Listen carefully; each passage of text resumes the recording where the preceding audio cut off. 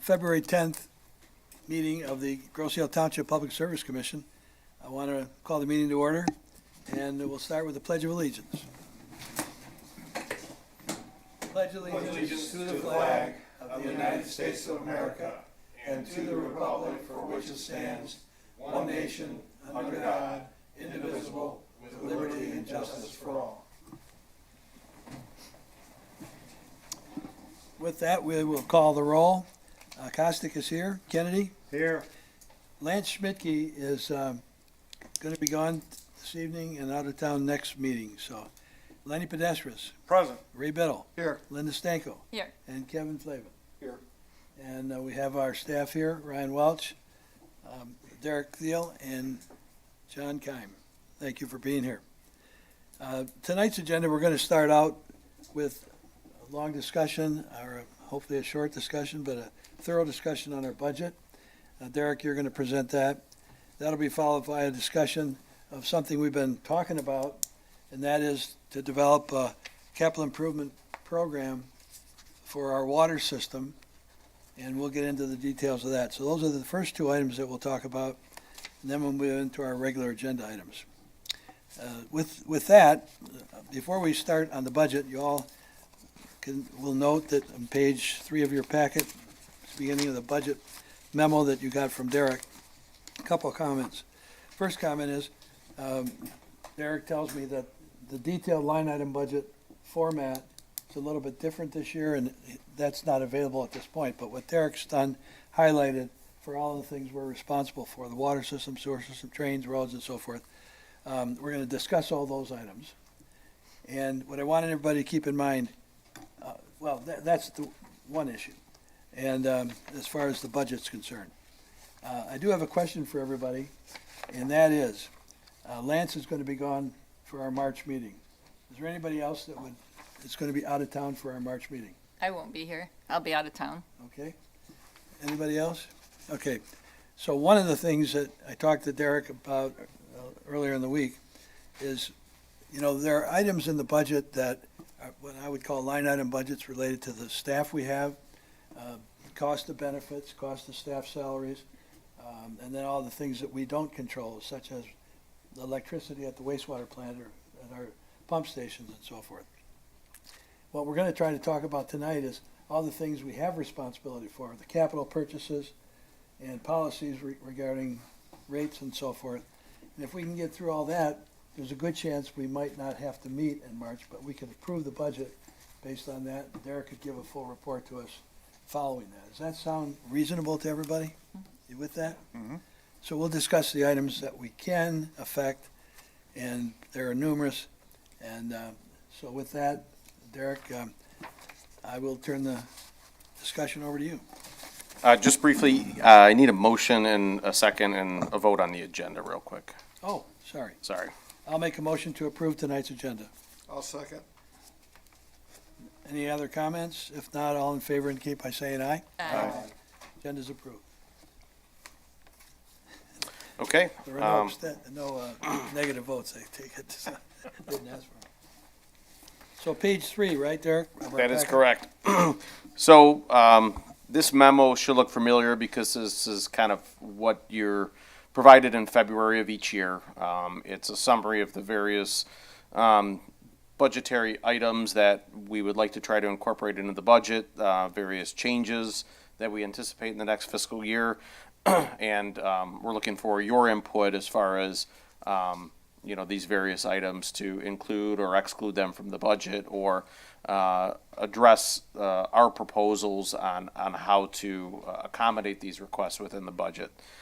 So I've got this broken up into the various areas of the budget that we're responsible for, as the chairman had mentioned: the water system, the sewer system, the wastewater treatment plant, our refuse account, our drainage account, our road maintenance, and our road capital accounts. And then at the end, how we're going to accommodate these requests in fee adjustments if necessary on an annual basis. So I'm going to go through this line item by line item, and if you have questions, if you have comments, if you have concerns, I want this to kind of be a two-way conversation.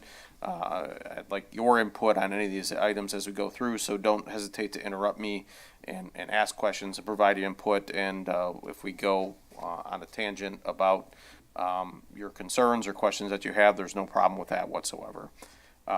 So we did get the budget format the tail end of last week. So yesterday I was working on it, the detailed budget that is, so I have started to include a lot of these items in the formal budget draft. So that process has started. It just wasn't when this packet went out ready for you guys to see quite yet. So that's why you have the summary here. So the water account is probably our largest account. And part of the costs associated with the water account are our wholesale water rates. So we did get our notice from GLWA last week regarding their proposed adjustments for fiscal year 26-27. As you recall, they have two different rates, and the rate structure has two different rates associated with it. They have a monthly fee that's a fixed amount, and then they have a charge that is based upon a per unit expense. So, and that's adjusted depending upon our consumption. What GLWA is proposing for next year is an adjustment to our fixed rate from $72,300 per month to $78,300 per month, and then changing our unit prices from what we have currently is $13.50 per MCF, which is a million cubic feet, to $14.13 per unit. And the net result of this modification, as proposed by GLWA, is a annual cost of about $1.4 million, and it'll go to about over $1.5 million, so $1,560,000 for 2026. That results in about a 6.5% to 7% increase. We are in a contract reopener year, so we have a standing agreement with GLWA that has provisions in it. They're called reopeners every, I believe, 3 years. And what that allows GLWA to do is to adjust some of the parameters that are included in that agreement based upon adjustments or differences in flow characteristics and consumption characteristics within the community. So, for example, our rate structure is based upon our impact to the overall system. So if you're a community that has a high amount of your usage during peak hours, it stresses the system more, so they adjust your rates more. So higher up, you might see 10-15% increases. So they reevaluate those every 3 years to determine whether or not your consumption characteristics have changed, which would result then in changes to your rate structure. We just received the consumption information from GLWA for our reopener. It looks like all of our consumption characteristics are about the same. So they're actually identical to what our previous or our current rate structure is based off of.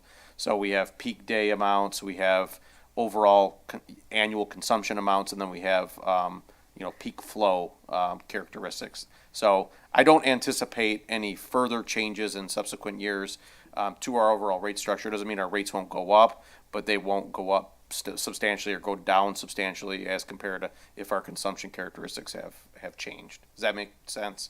Okay. The chairman had talked about our CIP earlier in the meeting, and then we've talked about our CIP quite a bit over the past probably 6 months or so. So in that budget, in the proposed budget, we have a modification to the rate structure to include an additional $16.66 per month, which I think equates to about $45 per quarter, which would generate an additional $800,000 a year for capital improvements. So that would be built into the budget, and obviously is subject to change if we decide we want to go a different direction with that. Are there any questions about the DPS water rates or those major items that are being considered? Yes. Derek, the total cost from 1.4 some million to 1.56 million, that's based on the same usage in 2026 as 2025? That is correct, yes. Okay. Yep. Do we have any idea, what has our usage been doing over the years? Staying pretty constant? Pretty constant, yep. And GLWA has us, I think, at 41,200 MCF per year, I think, and they have that's been our projection for probably the past, or that has been our actual for the past 10 years and that's projected for the next 10 years going out as well. Okay. So we have seen some slight declines in actual, our actual consumption, but they've kind of plateaued out a little bit recently, so. And we anticipate like 250 million gallons per year is what our estimates, our actual and our estimates have been, so. Okay, thank you. Anybody else have a comment on these water rates? I do. Okay, nobody else?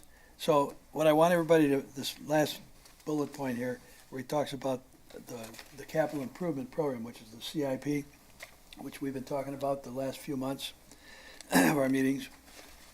We're gonna get back to talking about this $16.66 per month.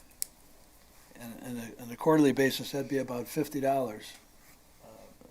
And that's what, we're gonna talk about that the next item. But what I want you to keep in mind is, you know, I hear a lot of comments from people about water rates, water sewer rates. Of course, people are gonna comment about water sewer rates regardless. But taken together with the fixed costs from the Great Lakes Water Authority and the commodity costs, taken together, that's $160,000, roughly. Right there? Roughly 160,000? The difference between last year and this year, yeah. And that's only 6.5% or so forth, but when you talk to people, at least when I talk to people, 6%, that's terrible, you know, and it isn't good, but we're gonna talk about the Great Lakes Water Authority a little later when we talk about our CIP. But when we talk about CIP, remember, it's Capital Improvement Program, that's what that stands for. So we're gonna come back to that issue. It's by no means settled. Derek's gonna put forth what, I think in the budget with Great Lakes Water Authority, we have to do that. We have to keep up with their rate increases. Right. But, we're gonna talk later about the $16.66, whether we want it to be that, or less than that, or more than that, to fulfill our needs with the capital challenges that have been put out to us, okay? Is that fair to say? Yep. Okay. Keep going, Derek, sorry. Speaking about other areas of the budget that we need to take into consideration with the draft, in talking with John, he would like to see us budget for a new pickup truck with a lift gate. This is just, a F-250 or I don't know if you get by with an F-150, but that's what we have right now. And we'll probably end up putting that into secondary service and have a primary service vehicle. So commercial and residential cross-connection backflow program, so we have to budget for that, but we've been doing that the past couple of years. Meter replacements, those continue to be an issue that, you know, we need to account for in the budget. I think we had 80,000 last year, so a slight increase there for those as well. Lease payments for that backhoe that we procured this year, that's $35,000 per year. Lead service line replacements, $127,500. We have about 15 units remaining at about $8,500 per unit, so that'll clear out all of our lead service lines. And then because we had the high lead readings, we got kicked into a separate tier, a different tier of testing. So we had to actually double our testing, actually quadruple our testing. We used to do 30 per year. Now we're going to 60, and that has to be done twice a year. So we have to account for that, and that testing is not cheap. What would be the cost? John, do you know what we're paying about now? Maybe went up to $41 or $42 from 38. Per address. And then after we get all the lead service lines removed, there'll be some period of time before that will drop back down to, Stay under the exceedance level, Right. 90th percentile in 1 year, they'll come back down. good. For 2025 and 2026, there was a position that we split. Let's not go there yet. Sure. I'm gonna back up. On the commercial and residential cross-connection program, we're not gonna increase that, are we? No, I think last year we budgeted for both commercial and residential with HydroCorp. So it should be pretty consistent with what we had for last fiscal year. So my bias is regarding water and sewer, wherever you can, I don't want to increase other costs unless we have to. Yeah. Like, you have to for the testing, but I don't think you have to for the cross-connection program. Well, so- I won't be looking for an increase there. If there were things that are discretionary in this list, it would be the pickup truck, it would be, that's about it. Well, the meter replacements, you went from 80 to 120,000. Well, the issue with those is, We need them, right? we do, because if they're not reading and they need to be replaced, I understand. if we don't replace them, then we lose revenue, because we're getting a zero read on it. The issue with the commercial and residential cross-connection program, that's actually required by the state, so we don't have a choice but to fund that. Matter of fact, like it was mentioned before the meeting, John and I just went through our Eagle audit this morning, at least half of our Eagle audit this morning, and I would say probably 30% of the review was focused on cross-connection. They want to make sure, number one, you're required legally to have a program, and they want to make sure that it's adequate. So to properly fund it and make sure that our program is doing what it needs to be doing is non-negotiable. I mean, we've got to have that. Okay, so I'm personally in favor of the pickup truck. We have to keep our equipment up to date. And I'm just asking that the cross-connection program backflow, if you can, keep it under control, keep the cost under control. I'm talking my biases. Meter replacement's okay. The lease payments for the backhoe, that's something we've had in place, so we got to make those payments. We all agreed to do the lead service line replacements. And then the testing is going to be whatever you guys determine it to be. And there's one other item on the personnel on the water. And then what I'd like to do is ask for a consensus for you. Are we okay with where we are with the water then? Does anybody want to speak up now? Do you have a bias against any of these line items? I got a question on the meter replacements. Why, I mean, these meters are fairly new, are they not? Correct. So it's the radio that reads the meter. That's what's failing. And In the meter itself, in the 20-year house? battery, and we're now in our 20th year. Oh, 20th year. 20th year? Replacing mainly the batteries, which is, they call it the meter interface unit. Okay, So that's the part that reads the meter and then sends the signal as we drive by to capture that reading. okay. So if they're not sending the signal, then Right, no, I understand that. I just didn't know they were that old. yes. Okay. I So didn't know that- they were that old either. And unfortunately, I forgot to include your lost water report in this packet, but that affects our lost water report, because if we're not getting reads, we're not billing gallons that are being used, which increases. That's important. Yeah. Good explanation. Okay, thank you. And I got a Kevin- question. Yeah, Phil. John, just for education purposes, these meters transmit the data. Correct. Are there moving parts still within these meters, or is it all just, The ones we currently have in place, yes. The newer meters do not have. the newer ones do not? Correct. The ones we have do, so they're, because meters, as I would understand them with moving parts, they never go faster, they always go slower. So we would be actually Losing. not getting paid for water that's being used as the meters wear. Correct. Okay. How do we track that as to whether the meter itself's wearing out? You can look at the consumption history, and you'll see it slowly going down. Like, you know, you and your wife have lived there for 20 years. You should be about the same most of the time. If you see it slowly going lower, lower, Okay, lower. so then you would look at the meter itself. 25 years is usually a standard. And how much is a meter? The whole thing? Depends on the size, but around $350. Okay, thank you. And So- I'll just add, Donna, our clerk that does the billing, she takes notice of anything that looks like it's going downhill too fast or. And she Believe it or called me not, some once and told me my residents do call in and toilet say was that. running. And it was. Yeah, she saw my usage go way up. So it, and when they do reads, a report will be generated of those meters that they're not getting a reading from. So then work orders get generated for the guys to go out, either try to reread them. If they can't get them reread, they can't pick it up, like there's something more wrong than just missing the signal, then they'll have to go in the home and then they try to troubleshoot exactly what's going on. So what happens is the more no reads that you receive, the greater the workload is for the staff, the more work orders that are generated. I mean, sometimes we'll have, 30, 40, 50 misreads that generate 30, 40, 50 work orders, so the guys have to go out and do that. So I guess my point is, the more non-operable meters that you have, the greater workload there is for them to run around and try to figure out what the issue is. So it's critical from an efficiency standpoint and a billing standpoint to make sure these things operate as the way that they should. That would appear as our water loss too, then. Absolutely. Yeah. Yep.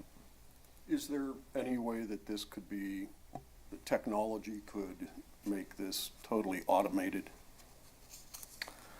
I mean, there is the ability, I think, with the newer meters to probably put up a radio tower and probably draw them for the whole community. But I mean, it's pretty efficient as it is. The guys have a computer in their vehicle. They drive around in that segment of town and pull the reads from a radio frequency from those units within that area. So it populates the database, and then they take that, and actually now they don't even have to take that back into the office. They can transmit that directly from the field to the office for the billing. So it's automated pretty well as it is right now. The only thing that would make it more efficient is if those reads could be downloaded right here from Township Hall by having a radio tower that would draw it from the whole island. Well, couldn't they use some type of Wi-Fi to do that? Well, they need to have all kinds of security issues with different Wi-Fis and stuff like that. Yeah, and They did research that, and you needed repeaters. It took about 5 repeaters to cover the entire island, and at the time it was about $150,000 investment. Yeah. And how many employees have to do the One, one person, and they do that quarterly, once a month. once a month? Okay. And how many people, is there any way to automate the process of, you can check your car from a satellite, if there's something wrong in the car, is there any possibility that we could automate that part of it too, so that the person that's going out can have a general idea what's the problem? With the current system, no. It's either gonna be the meter interface unit or the meter itself. So you have to go out, see if you try and, what they call wake up the radio, which is you put a magnet on and it's either gonna come back on or it's not. That's up to the battery, how much battery life's left in that. And that's why I say those are 20-year batteries, and we're in our 20th year, so they're failing quickly. And so we've seen that number of rereads or work orders each month just going exponentially higher and higher each month. Thank you. And then, before we leave water, finish the paragraph on the next page, page 4, where it says personnel. yeah, so for 2025 and 2026, the DPS had carried or shared a person with the airport office in anticipation of the water clerk retiring, so that person could work with the DPS clerk in preparation of her retirement. That full-time DPS clerk is going to be retiring May 1st, so that backup position, you wouldn't be carrying that backup position any longer, because now you have a full-time water clerk that replaces the existing water clerk. What we would like to do is something similar with the DPS maintenance position. John is eligible for retirement, so we would like to backfill or carry an additional person to be trained by John in anticipation of him leaving in the next fiscal year, or at least have that person trained during the next fiscal year for his pending retirement. So same, I guess, philosophy.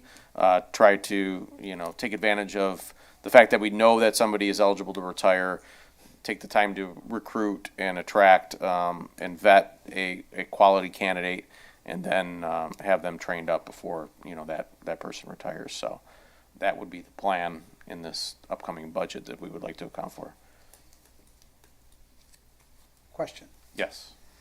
So the backup water clerk, when Donna leaves, the backup water clerk is going to become the permanent water clerk, or what's? That was the intent, yes. That was the intent, okay. And Okay. hopefully your intent is not to retire, but you're just eligible for it. Because you're getting older. We certainly would like you to hang, Applaud Derek for thinking ahead. we would like you to hang around, that's for sure. Anyway, so, Can you buy me a lottery ticket tonight? anyway, so If he's focusing on the water accounts. What Derek's explained to us as far as the Great Lakes Water Authority, those are charges we have to keep up with. With regard to our capital improvement program, we're gonna yet discuss what that's gonna be, and we probably won't decide anything for a couple of more months. We, in my mind, I would hope, Kevin, and you're the treasurer, that by July 1, we'd have a decision made to the township board so that you guys would deal with that issue. And it's up to us to put a program together that would sound reasonable. So we're saying is Great Lakes Water Authority, that's gonna be set. The capital improvement program is something we're gonna study over the next few months. And that budget can be dealt with at that time. All the items that are listed under the considerations, I think we've discussed all those and asking, and then the personnel. Is there concurrence? I'd like to take a vote to see if there's concurrence on those issues in the water department. So I'll make a motion that, based on what we've been presented here, and this is really just to give a consensus. I'd like a consensus. I won't make a motion. That what's been outlined to us is, and what I just said is acceptable to everybody. Lenny? Ray? Yes. Yes. Joe? Yes. Kevin? Okay. All right, so that should be the water. Is there any other issues with water, John? That you, Sir. okay, Can I just ask a question on the, the cost from Great Lakes Water is renegotiated every year or every 3 years? The reopener occurs, I believe, every 3 years. The rate adjustments occur annually. Okay. Thank you. Yep. but Kevin, you said negotiated. There's no negotiation. There's no negotiation. I think it's a 30-year contract overall. And you know, Yeah. Yeah, I believe it's, well, we had to sign it. Yeah. And, 10, 15 years ago, the city of Detroit sent us our billings. And you recall that there was a split, and the Great Lakes Water Authority was created from that. And Detroit, instead of being a wholesale supplier to everybody, sold off that right to Great Lakes Water Authority, a new entity, and then they're just taking care of their wholesale and retail within the city of Detroit. And it seems like, this is my opinion, that the Great Lakes Water Authority is far more upfront with answering questions and so forth than Detroit used to be in the old days. There were many communities going back in my career where they were almost going to revolt the rate increases from Detroit because there was no explanation or one that you could relate to anything, as I recall. And when I first got on the commission here, and Ray might remember this, we even, and John would remember, we even talked about building our own storage on the island. Yeah. And a 500,000 gallon storage tank would cost a couple $1 million. And we're not doing that. We talked about going with Trenton and Riverview and doing a tank. So things have changed a lot, but they're operating the wholesale supply, and when we get to the water, I'm gonna read you something that was in the Detroit News last week.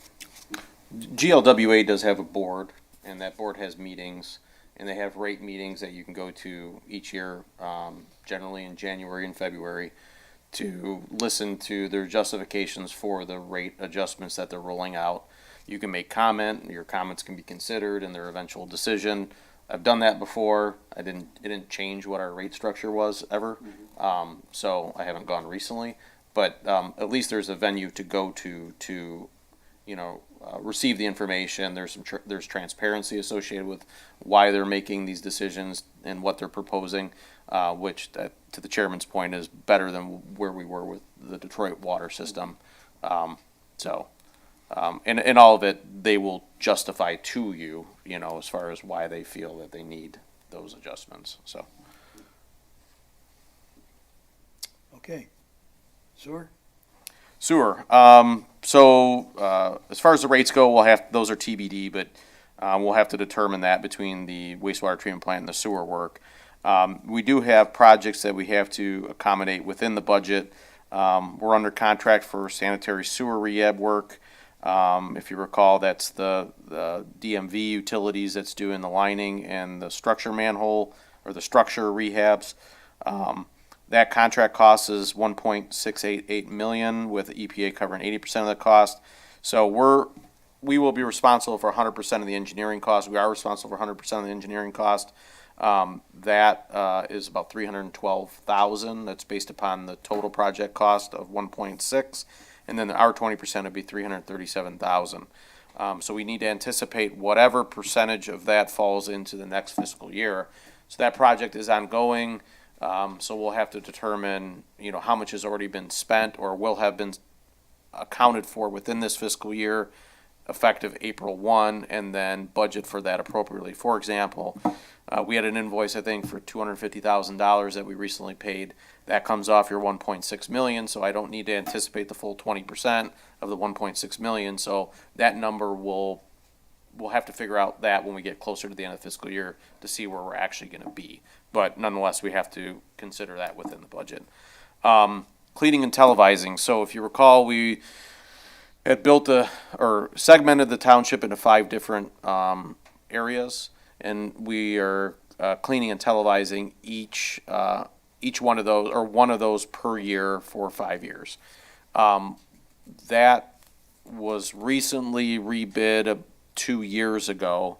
The contractor was supposed to have completed 2 segments by the end of the calendar year 25. That contractor only completed 1 segment in that 2-year period of time. So there were some issues.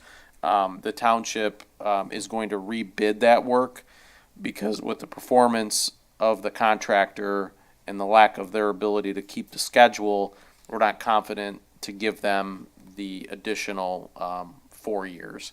And the way that contract was, the way that read, they weren't guaranteed the full 5 years.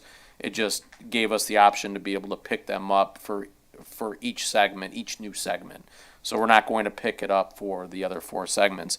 The issue with this is it's put us behind. So we're supposed to do 1 per year for 5 years, for a total of 5. We've gone through 2 years with only 1 segment being completed. Our engineers went and spoke with the state. The state doesn't have an issue with that necessarily. They just want to see all 5 segments completed within the 5 years. So what the proposal is that we would do 2 segments in the 3rd year to get us caught up, and have 3 done in 3 years with the new contractor, whoever that might be. So that's what has been budgeted for, or that we would budget for within 26-27. The silver lining in this is we had budgeted for a segment in 25-26 that was never realized. So anytime you have an unfulfilled expenditure, as the chairman had mentioned earlier, it's treated more like an encumbrance. Your revenue was there to match that expense. If you don't have that expense, then that revenue would then go into fund balance. So we would draw from fund balance to fund that second year in year 3. So, and that assumes the account is, we didn't have an unintended expenditure somewhere else where it had to eat into that, but I don't believe that we did, so that money should be available. Any questions about that? What's the problem with our vendor? We had a problem with the first vendor, and now we're having a problem with our second supplier. It's nothing to do with our system.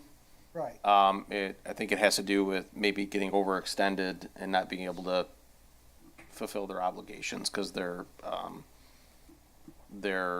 got other jobs elsewhere that they got wrapped up in and never got back to us, I guess would be the easiest way to say it. Well, the first vendor, I thought they were somehow tied into the island with one of the owners, and I thought you were happy with them. No? Not at the end. Correct. Okay. There Well- were some engineering issues at the end. Yeah. And you want to continue with the sewer? Well, Is there any other comments from you, Derek, on the sewer? can we talk about that for a minute? Yes. Sure. When this deal first came up, I remember lengthy conversations about getting a truck. and doing it ourselves. And then we didn't know what to do with the human resources outside of the season. Does it not make sense to explore maybe partnering with a neighboring community who probably has the same issues we do, share the resources? I have no idea what the capital expense is, but those notes from those conversations from years back are still at home. Does it make sense to take a look at that? Because eventually we're gonna run out of suppliers. We didn't like the first one, second one.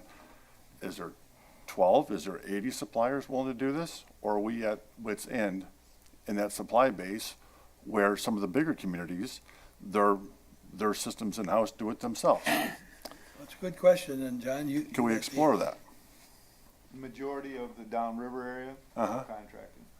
Okay, Trenton, who we would have Right. partnered with, is now. but maybe it's a Rockwood, Gibraltar, us type, maybe Synergy, and what's, any, just rough guess, capital equipment, For the equipment? Yeah. $1 million. How Okay. much? 1 million. $1 million. For the truck. They've sure gone up. Well, for all the stuff, but if you're And, doing well, it, then you gotta add the camera truck in there too, so that's another 5. another whatever, yeah. So you So gotta have you're a $1.5 million. Vector, you gotta have Vector operators, you gotta have a TV truck, yeah, TV so. truck, amortize all that, but- And then you gotta have personnel that are certified, so. Yeah, education, training, certification. The state standard saying you have to do this in your 5-year period. Well, that's my point, is if they're spread thin, it's a growing entity. And they're grabbing more than they can handle. They're not doing a bad job, they're just spread too thin. They're biting up more than they can handle. If that's the case, there's a lull in the system. I'm not looking to capitalize on it. I'm looking to do a good job for us and possibly neighboring communities, and eventually get a payback, and eventually it's a cost save. It's a great option. You know, just, Well, you That's a have your, thought. you have a public works meeting once a month, you guys get together? Well, I'm sure you've talked about it, but want to talk about it again? We can. We can also see how the bids come in, so we have the bids are out right now for those services, so. I hate to see us a year from now with the same situation. Now we're, instead of a year behind, now we're 2 years behind, and we're 5 vendors deep, and we're not gaining traction. Yeah, and that's a struggle across a lot of different All industries. functions, you know, it's, you know, finding a good contractor that's responsive, is qualified, you know, can meet your schedule, and, you know, it just seems to be more difficult, you know, year after year to find responsive contractors that do a good job for you, so. Whether it's paving, or whether it's televising and cleaning, or water main replacements, yeah, it's Or not. even any employer trying to find good people in their Exactly. business these days. Exactly. It's just terrific. Are there any council of cogs that do their own cameraing and vectoring? Not that I'm aware of. Everybody downriver is contracted. In Pennsylvania, the Council of Government did buy actually 2 Vector machines and tested it out, and it did work for them, so. But it was run multiple communities. Regionally, right? Correct, yes. Well, that's something to think about for the future, but for this next year's budget, my bias is, I know that there's an explanation for the 250 to 300, or the 500 to the 600. I thought when we came up with the 5-year plan, that it was our engineers that said you can, if you spend 150,000 a year, you can do this in 5 years. I didn't know there was a state requirement for 5 years. Are you sure that that's a state requirement? I can't imagine It was 4, and Dearborn or and the the engineer big was able cities to talk them doing. into 5. Well, And that's why, being 1 year behind already, you wanna sit on that till you get caught up, and then think about either in-house. well, we went through and TV'd the sewer pipe 5 years ago. Correct. We did all 5 segments. And correct. when we ran into a problem that we could measure and see with the TV cameras, we went in and fixed it. Correct. We dug it up and fixed it. Mhm. So we budgeted 150,000 to do the work, and then another 100,000 to make the repairs. And I think that was sufficient for a couple of years anyway. My bias is, with what we're confronted with the water system, please keep the sewer rate as low as you can. If there's gotta be an adjustment, my bias is keep it as low as you can. If we have to go to do our program in 6 years, well, I don't know how you're gonna handle that with the state, but that's where I'm coming from. I don't know if there's agreement with me or not. Any comments? Well, Bill, if you look at the line item that Derek's got on there, and you're not really increasing it, you're gonna use, hopefully you're gonna use your encumbrance money that, from the fund balance. All right, well, I understand what you're saying, but keep that in mind as well. Cause so it's for gotta the- get caught for the up. real cost, cash-wise, of the sewer system, keep it as low as you can. We'll do our best, yes. That's where I'm at. A question about the 5 years. Does the state give you a fine if you don't get that 5 Yes. years, or what do they do? There is a fine, I didn't know that. part of the ACO, When did this 5-year program come into being? in the ACO. when? Administrative consent order from 2008? Mhm. When did they sign that? About that, yeah. You mean for our consent agreement with the state, Correct. administrative consent order? Yeah, so you had asked about what legislation, or we had talked about what legislation mandates it. Well, ours is a bit unique because of that ACO, so. Because I talked to Bill earlier, it would seem to me that you do the 5-year program, you fix everything that's wrong. The next 5 years, you're not gonna find as much wrong. The following 5 years, you're not. It would seem to me this would logically be able to be extended as you go forward, because you're taking care of all the issues. And the first 5 years, we were taking care of issues that accrued over 25 and 30 years.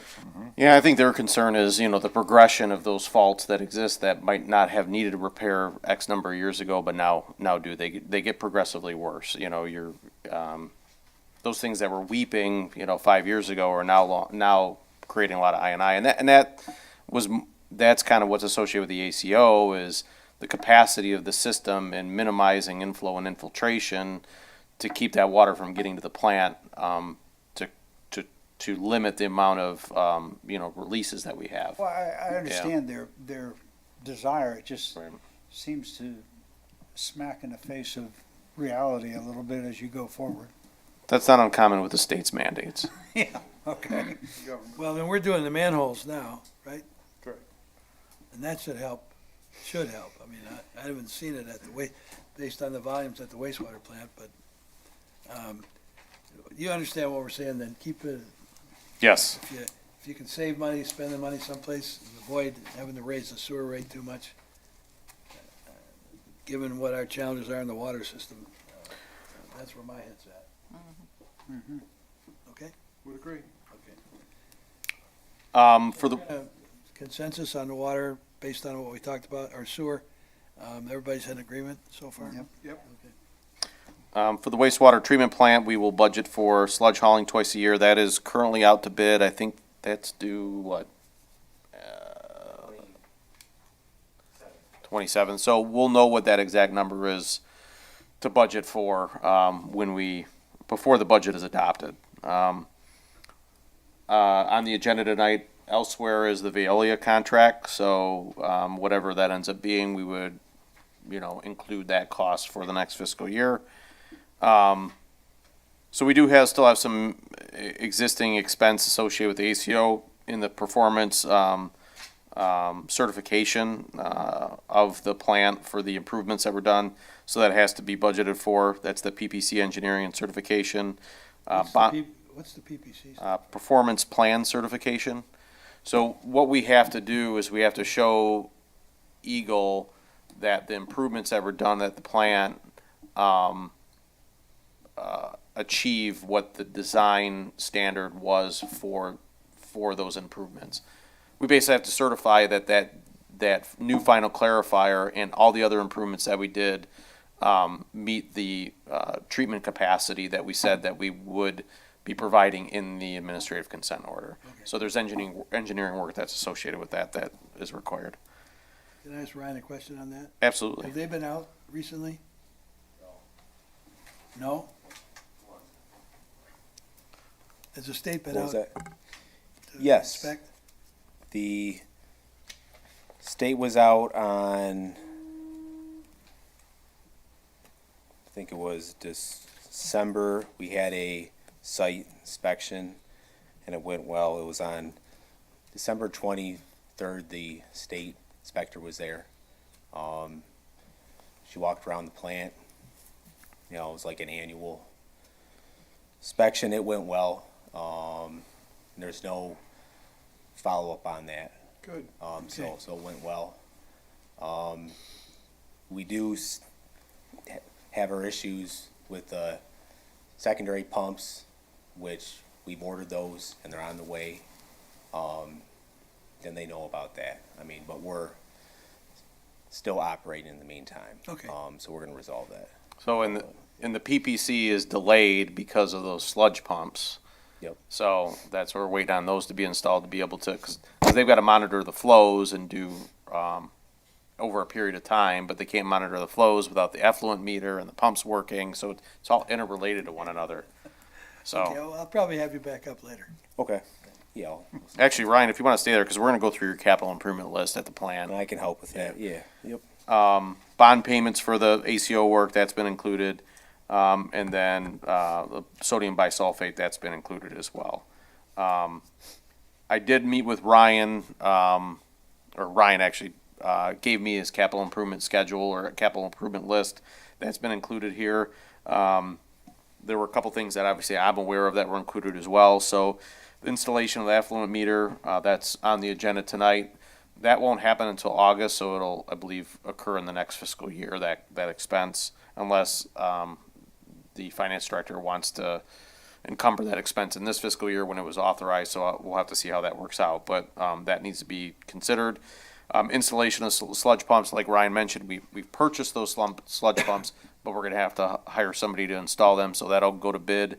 We'll hopefully have that expense from those bids before the fiscal year budget is adopted. And then Ryan, if you wanna kinda go over the rest of those, hopefully you have a copy of that. Yeah, I got it right here. Okay. On the rest of the items, the RBC tanks, with those tanks you have influent and effluent slide gates, which are original, and we can't currently move those. It's just because they're so corroded in place. So we have to replace those, enable for maintenance on those RBC. That's the 13 per gate, that's Yep. 26,000. Exactly, and then there's two drain valves also in the middle that have to be replaced. That's about $10,000. So I added in 100,000 overall because, which also includes labor, which is unknown, and there might be some concrete work that we might not know that, until we remove the old ones and install the new ones. Okay, So I had that as most important. The water main at the at the plant, is very, very old. Looks like it's about between 2 and 4 inch main, or the meters have to be replaced, because it just looks really bad. I don't know how old those are, but they're probably 30 years old, 40, I don't know, but, and then our issue with that is the stop box valve out front has shifted apparently, so we have to replace that, because actually right now, if we had a leak at the plant within the water, we wouldn't be able to turn that off, or we'd have to, turn it off like Let the water main off. upstream or in that, so we need that repair. So that's about $10,000. Level indicators, for the wet well and primary sludge tank, or the old style bubbler system, which is just, it's not real accurate, and it's ancient technology on those, so we're gonna upgrade those to radar, which is the way to go. So that's about $10,000. The ferric chloride tank, the smaller tank is 46 years old. The stand is rusted, so that's why we need a whole new, tank, because if that was to fail, it'd be bad. And that tank is fiberglass, which is why it's so expensive. So that'd be about 70 grand to replace and install. I'm not seeing that. Oh, it's the next time, next page. Okay. Yeah, the tank's probably about 30,000, and then, just miscellaneous piping underneath, and it's a big tank, so it's a lot of work on that one. Roofs, we have had a couple of leaks in the main control building. Last year we did, and then the year before that we had a leak in the lunchroom and then the main room, and we had Holbrooks repaired those leaks, and they were able to just move all the rocks aside and just like tar the leaks. But when they are up there, they looked at the roof and it looks like it's bad. You're talking about the main lab building? And that's an original roof on the main control. Not the RBC building. building, but the main building. Exactly, that's Original original. roof? I believe so. I mean, 80 years old? Well, Anyway, if it's not an original one, it's probably 30 years old. And then the RBC roof's original, which is built 1980. So, I mean, that's an original roof also. And that one leaks also. The leaks in the room there, and then I'm just worried about, you got all your MCCs, all the electrical is all there. If you ever had a leak one day, that'd be bad. I got an estimate for both those roofs was $270,000. Now that's to do both of them. Now that would be scrape it down, removal and replacement.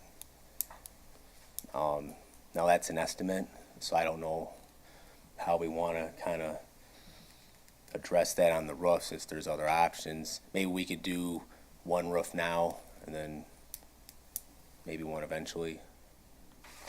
Or the main roof at the main building in the lab there, I would probably do first, but we might have to work with C-Rains and their evaluation of these roofs and exactly how old they are and what our options well, are. if they're leaking, I Yeah, guess somebody's gonna have to determine that. Well, they have flat roofs, Ryan, it's a flat roof. It's got the EDPM, rocks on. like Yeah. rubber roof. Yep. So They've come a long ways with those materials now and methods. Better adhesives, better materials and everything. So I don't know. $270,000 is a lot of money for a roof. Yeah, it is. So- Well, you're gonna bid it anyway. You're gonna end up bidding it once you know what. kind of spec to exactly. use. This is one of the things you talked about, keeping rates low, right? And we'll have to look at whether we can fit this in without it drastically adjusting the rates or causing problems with the rates, or maybe we do one building this year and one building next year. So I'll play with that and see what makes the most amount of sense when we figure out what the rest of the costs are and how it impacts the overall rate structure, so. Ryan, in the meantime, could you get another estimate? We're gonna bid it. Yeah, I could. Yeah, but I mean, just Yeah. maybe to give us some idea of what we might be dealing with before we actually put it out for bid. Yeah, I could look locally to see who else around here. Just have them walk up there and just free estimate, just so we can kind of confirm that Yeah. number. As like a budgetary. Yeah, so the leaks, I mean, they have, but you don't know where the leak's gonna be next, and you don't know if they can, so, Okay, Ray?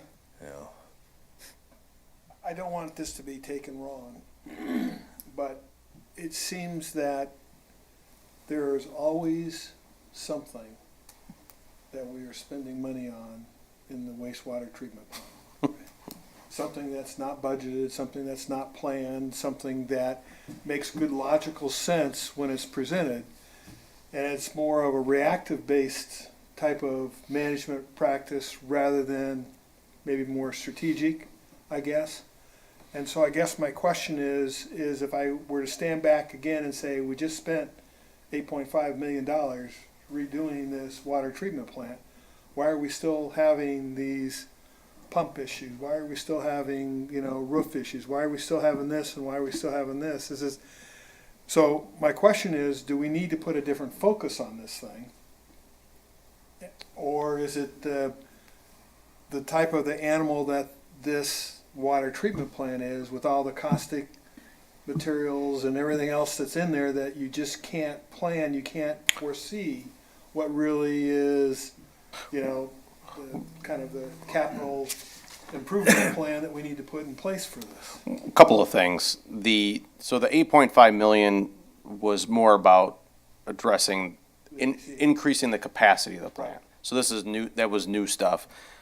We do have a capital improvement plan for the overall plant that includes, items like this. So he is following, to a certain extent, that plan, because when they did the assessment of the plant to do the asset management plan, they took into consideration the life of the roof, what condition it was in, the longevity of these pumps, all that different stuff. So although they may appear to be, observations that Ryan, has come up with, there are also, parts of that asset management plan that we're that's saying, fair, yeah. hey, these are issues, yeah, so. No, because I know that he's doing his very best, so this is not directed at him whatsoever. Sure. It's just that as you stand back and look at this thing, it's Yeah. just kind of like, Right. all right, it's coming up, Yeah. and until you said it, Derek, I didn't know there was really a asset management plan in place for this thing. Yep. This is part of But it. it didn't cover everything that's gonna come up, and we don't Right. know when things are gonna fail. And the plant, It's I old. think the plant didn't have this kind of expenditure 15 years ago. And we spent a lot of money on the HVAC system, which we delayed, and finally Right. did it.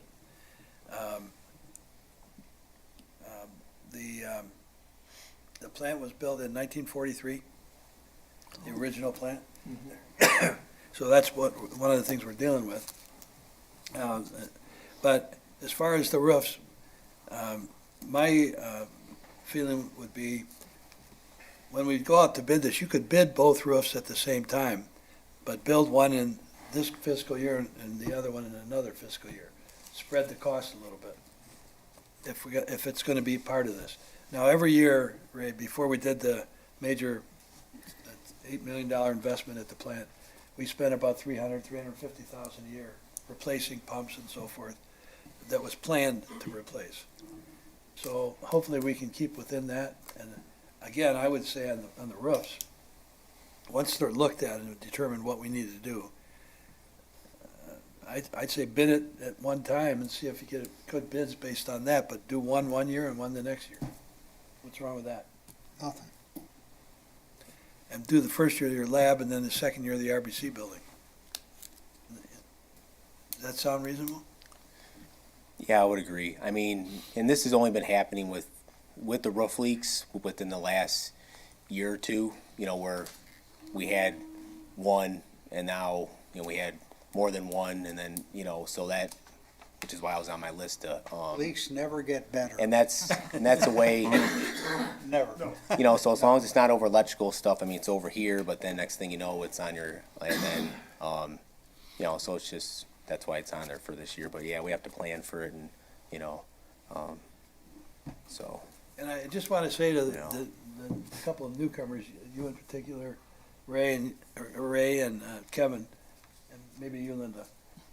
Some years ago, maybe 3-4 years ago, we hired a consultant to come in and evaluate the operation of the plant, how Ryan and his staff, how Veolia was doing. And Derek, you can correct me, but the results of that consultant coming in and look at our operations was very favorable.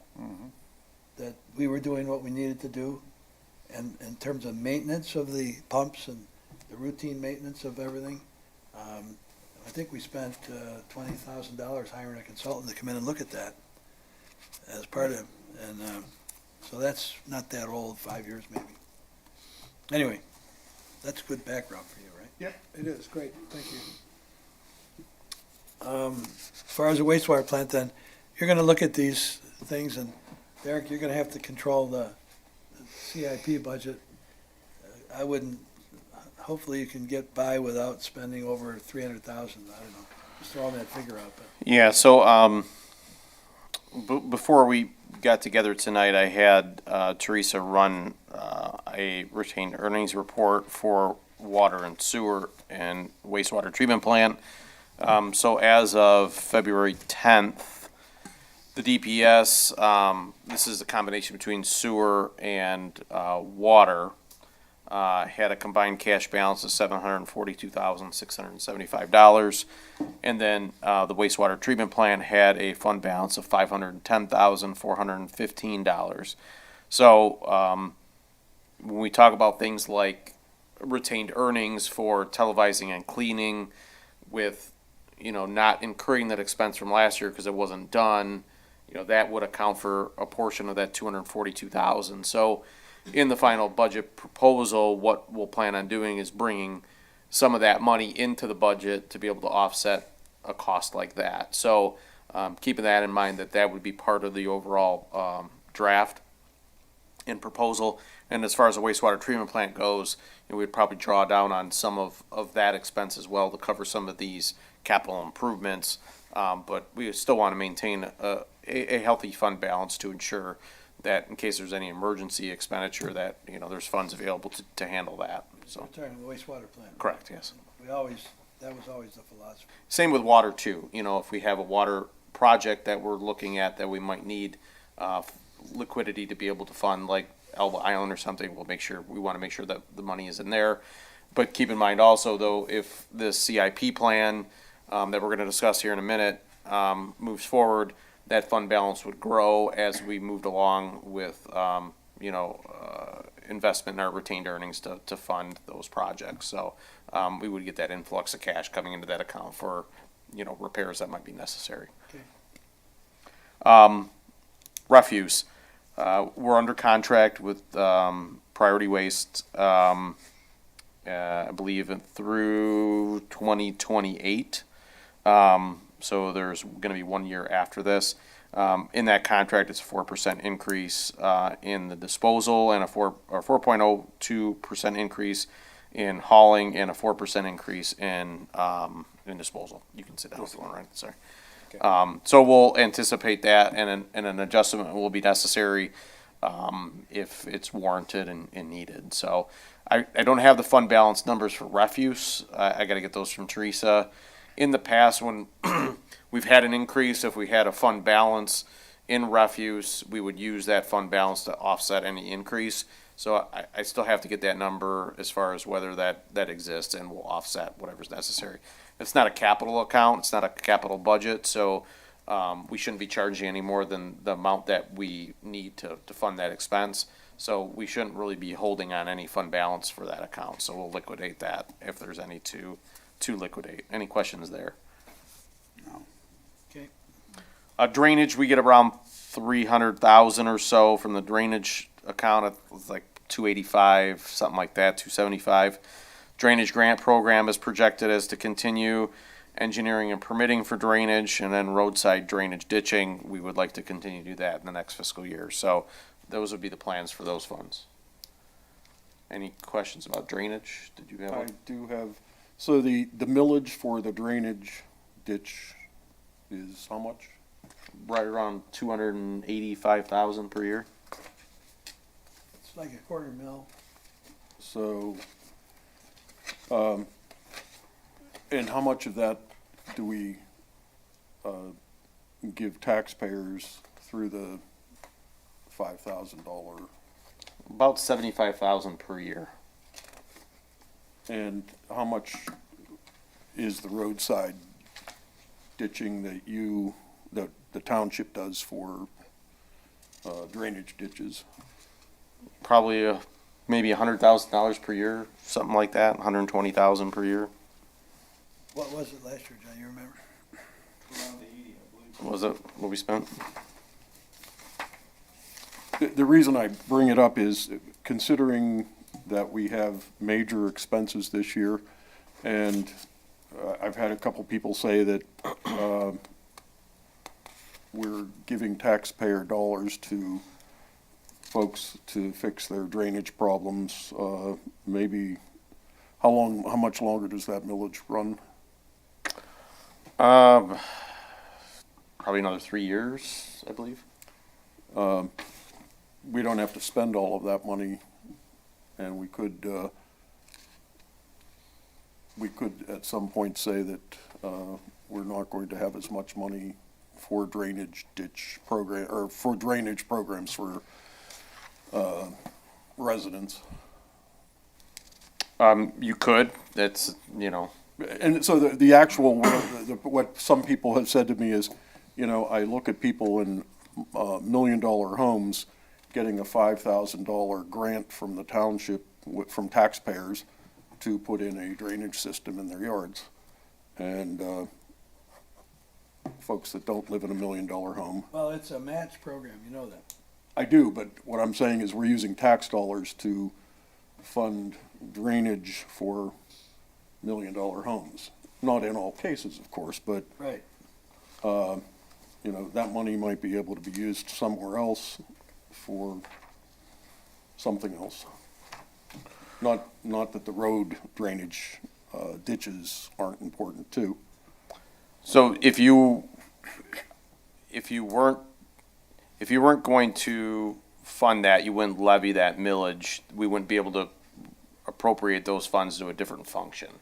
So, that would be a decision of the board whether they wanted to not levy that millage in a given year, basically. So, and then if that would be the case, then you wouldn't have that budget available for drainage-related work. So, that would be the option, I guess. Or you could modify, the, you know, the type of expenditure if you wanted to move away from the drainage grant program to a different, Speak up when you want. to a different purpose. And that's another option too. And that's where we would discuss it, would be here, like if you, as a group, wanted to recommend to the board in the budget a change in, you know, where we're spending that money in the drainage account, obviously, open for conversation. Well, I mean, as you said, it's $75,000, which is, in the big scheme of things, it's not a huge amount. And the roadside drainage program is, I think, pretty important.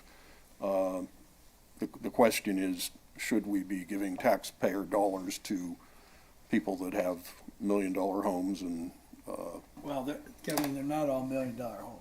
I don't know, I my understand that. experience- But I'm repeating what I'm hearing from Well, what you're taxpayers saying, repeating- why are we giving taxpayer dollars to people? Because it's a self-help program. I've been involved in many of them with John over the years, and it's avoiding us having to go build a storm sewer. People help themselves. It started out as a rear yard drainage problem for the most part. And most of them that I've been involved in, I mean, I don't even know the people, but I know they got a problem. John's called me and said, we gotta go look at something, you know, people have no place to go, but they come up with a solution themselves and run it from their rear yard, maybe out to a sewer to the front.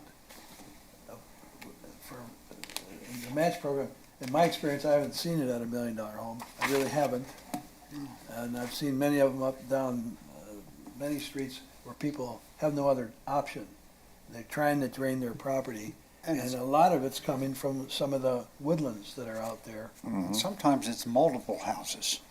Yes. Yeah, it's not just, I mean, some that we did affected multiple houses, not just one house. I've seen, most of the cases I've seen, it's a rear yard problem. Yeah. Water's sitting there for a couple of months after spring, and I want you to comment on it, John, if I'm incorrect. And they'll run a pipe alongside with the neighbor, between the two of them, they'll run it to the drain in the street. Otherwise, it wouldn't go away. That's correct. You want to address this issue? No, I think you said it very well, Bill. I'm repeating what people say to me. And then the other part of it is too, folks that are familiar with the wooded areas, their concern is that we're draining, wetlands.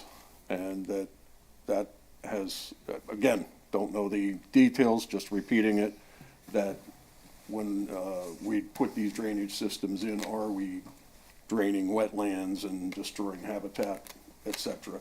Again, I'm not I'm just repeating what Kevin, I I just want to tell you that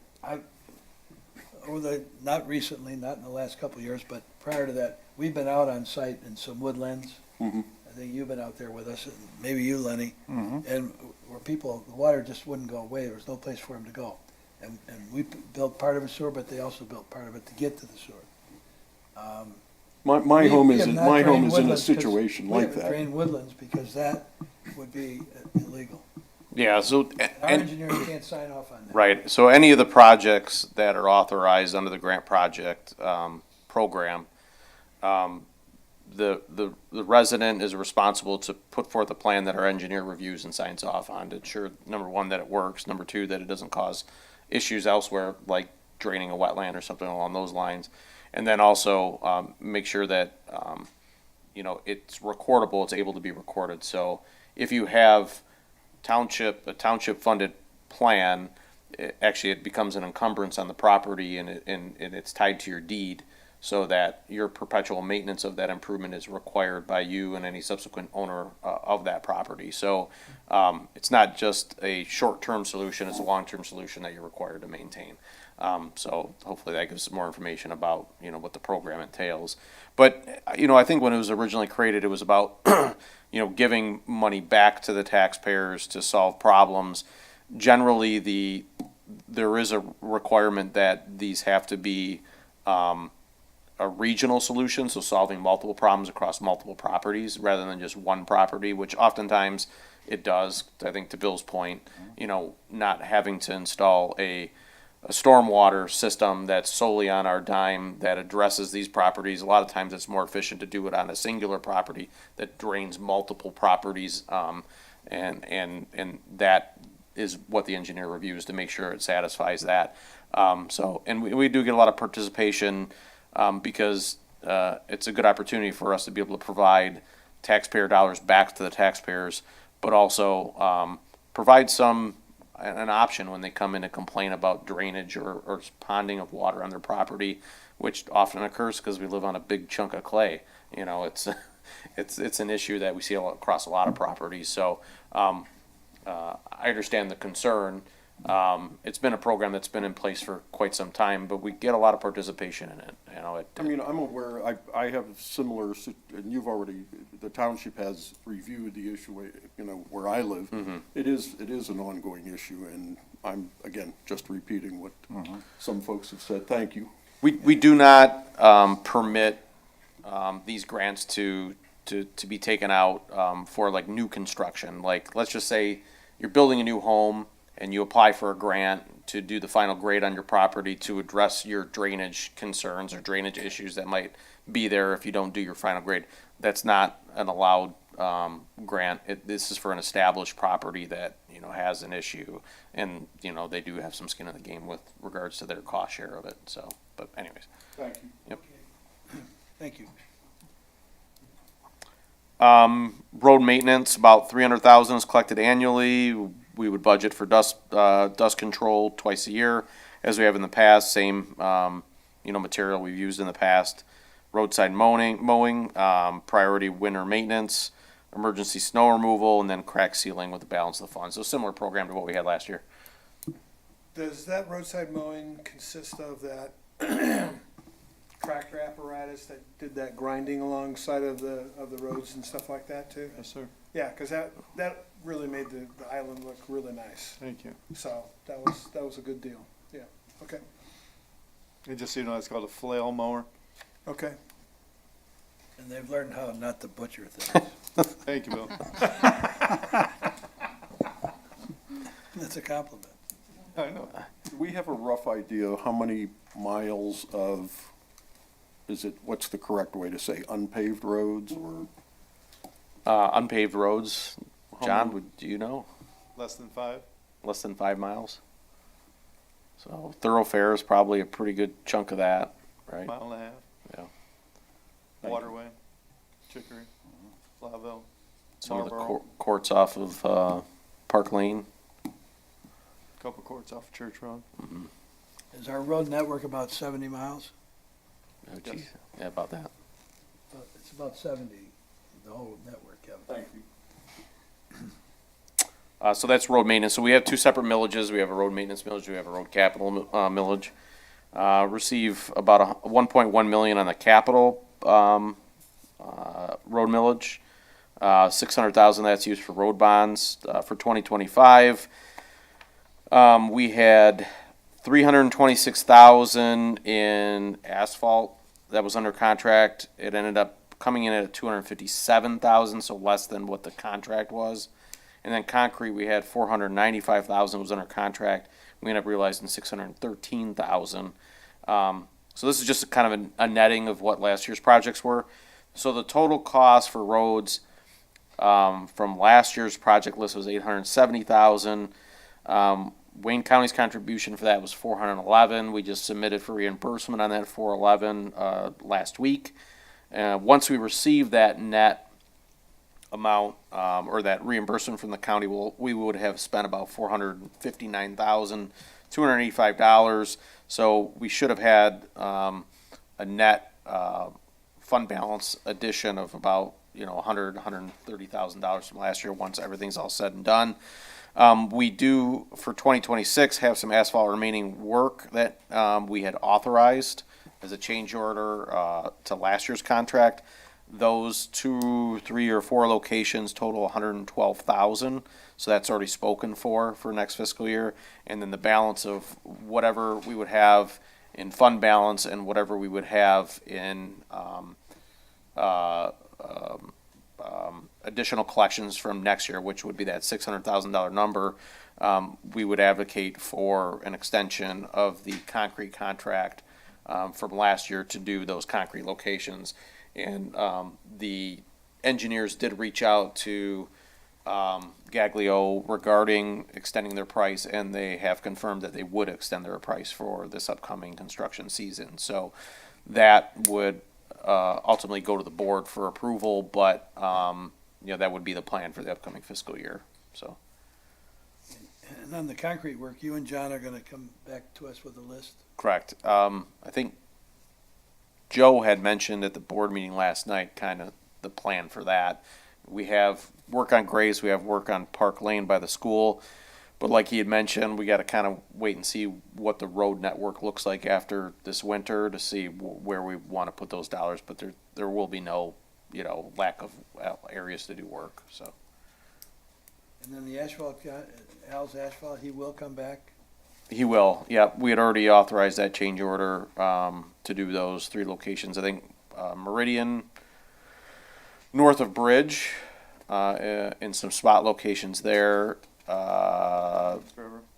Meridian and East River. Parkway and and East River. Parkway and East River, I'm sorry. Parkway and East River, and then I think some on Bellevue. So those were the 3 locations.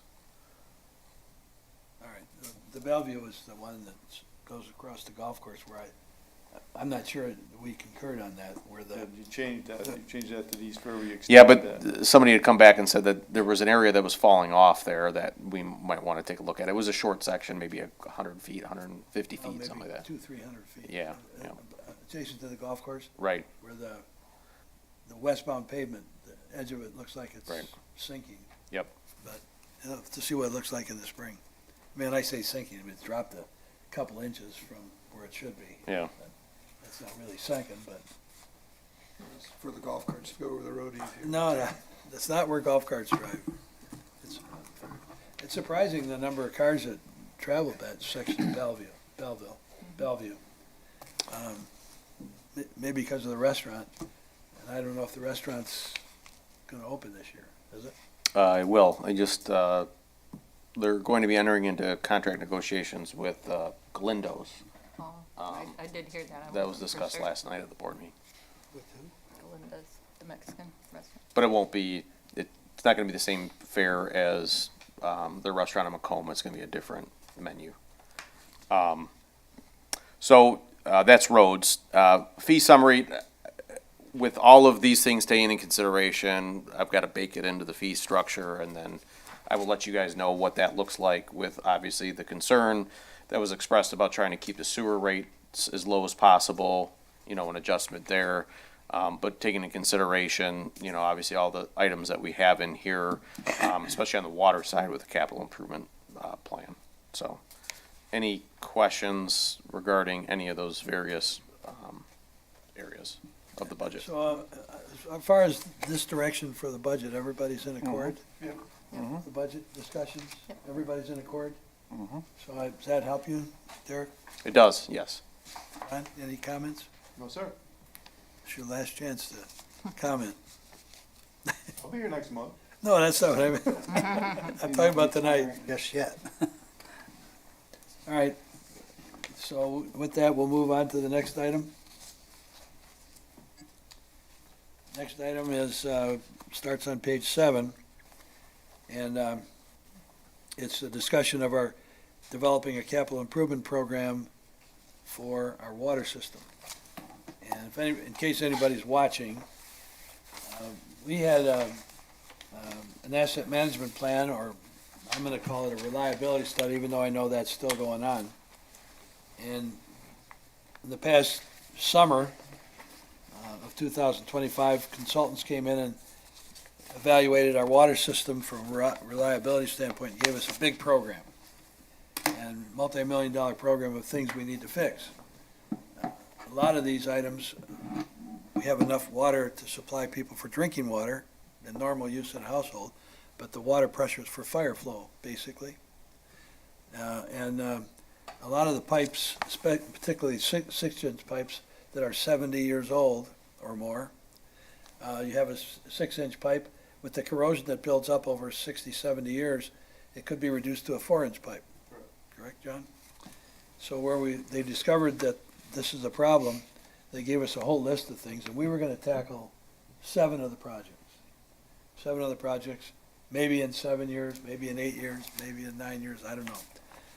So, the discussion we had before, and on page 5, this was a blind attempt for me to put some figures together, because what we looked at is what's acceptable. A capital increase, it's not a rate increase on consumption. And $10, we talked about $10 a month, remember that? And I think we realized that doesn't raise enough money to begin to take $1 million projects a year. $1 million project every year doesn't raise that much money. $20 a month would get closer. And then I took a look at, well, that's a lot of money. $20 a month, if we bill it quarterly, that's $60 a quarter. So I thought, well, what will $15 do? You know, try to back it down a little bit. And anyway, I put this together thinking, and then I had some wrong figures, and figures that this was just a rough case to do it. And what we've got to come up with is a plan to take on these 7 projects we've identified, and it might take 7 or 8 or 9 years to do them. And on average, they probably are raised of $1.1 million a year, these projects. And we've got to come up with a balance, a figure, a dollar figure of what is acceptable to people. And we talked about water rates enough. And John put together a brief summary of what are we doing in each of these projects. So all we're going to do is discuss this a little bit tonight. We're going to discuss it again in the spring, and probably again over a number of meetings. So the real question for all of us is, we know $10 is not enough. That's $10. It's not based on consumption, right, Derek? It's a ready-to-serve charge. And $20 sounds like too much. You came up in your comments, Derek, about $16.60, right? $16.66 a month, or that, like you said, I think it's close to $50, $49, something like that. And that's based off of the chart that's on page 9. So if you take a look at what the chairman had mentioned, the capital improvement schedule out 8 years and the revenue that's necessary to be able to support those critical projects that we had discussed at previous meetings, you see the different options there per quarter, and you don't get to the black until option number 4, which is $50 per quarter. You end up with a net, a positive cash flow of $34,000. So it's got to be right about there to be able to fund that project list that we had previously discussed.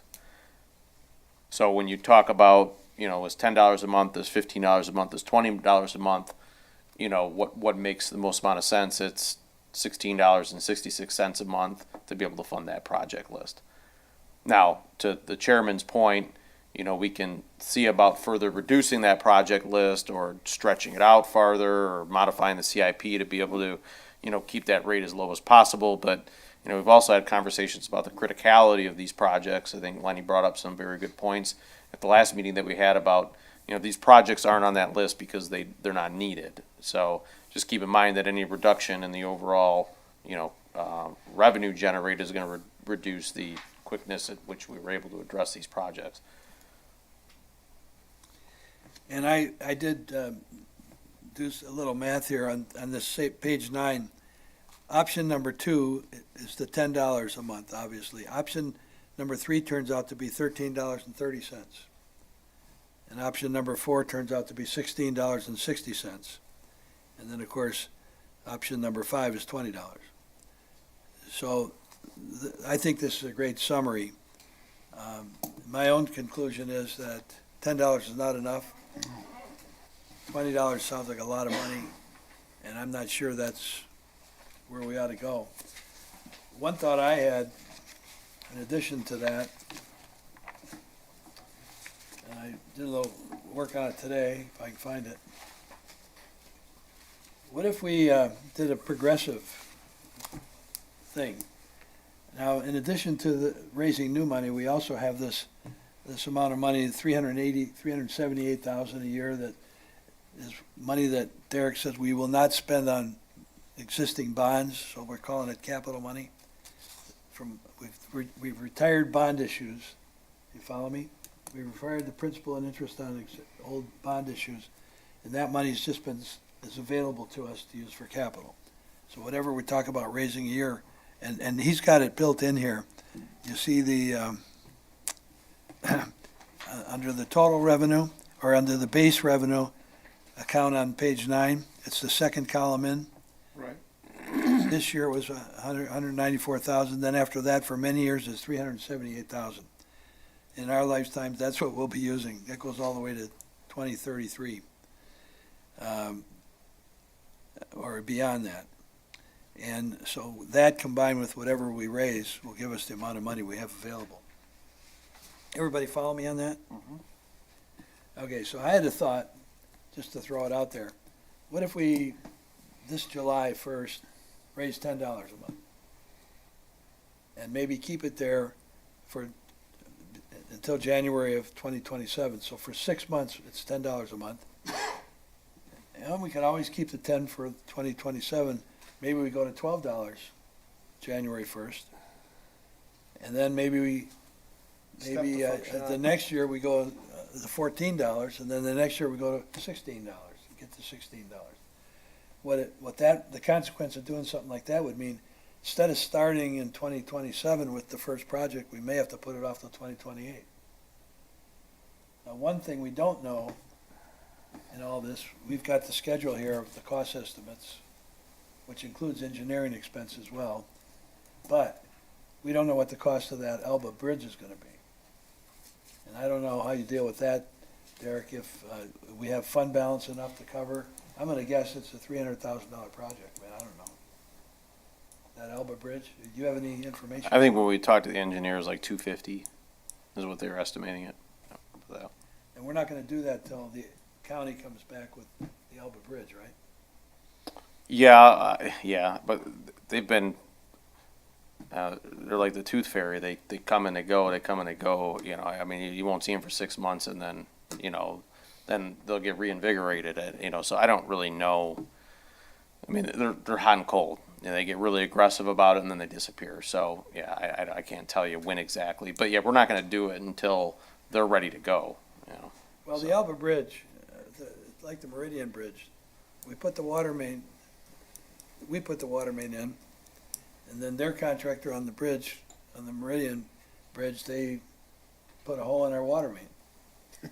So I wonder if 7 holes. the Alba Bridge shouldn't be part of the, ask their contractor to, whoever it is, to bid on that as part of their deal. So we don't, it's just a thought. Yeah, they're going to want it moved before they start. So that's for sure. It's just we haven't been able to get a start date out of them to know exactly when we have to have it moved. Well, we're gonna deal with that before we adjourn Right. tonight. So whatever we raise the rates, it's gonna be uncomfortable. But I think, Bill, to your point, if you step the increase and you do it in a logical manner, whether it's once a year or whether it's, once every 9 months, I think it's gonna be more palatable for, the constituency than it would be just by hitting them with a big, I think- $6 I a think month so too. increase, I gotta think about it. Okay. Well, I think from our earlier discussions, we knew that 10 wasn't enough and Right. nobody said 20 is the right figure because it's a lot of money. But I want to read this article in the Detroit News last week. Can I ask, Yeah. so I know we've discussed this before at other meetings, just so that people that are watching understand that the reason we would like to increase the cost we're talking about water pipes, For capital improvements. for capital improvements, is that we have a state mandate. Can you talk about that a little bit? In other words, we're not just doing this arbitrarily.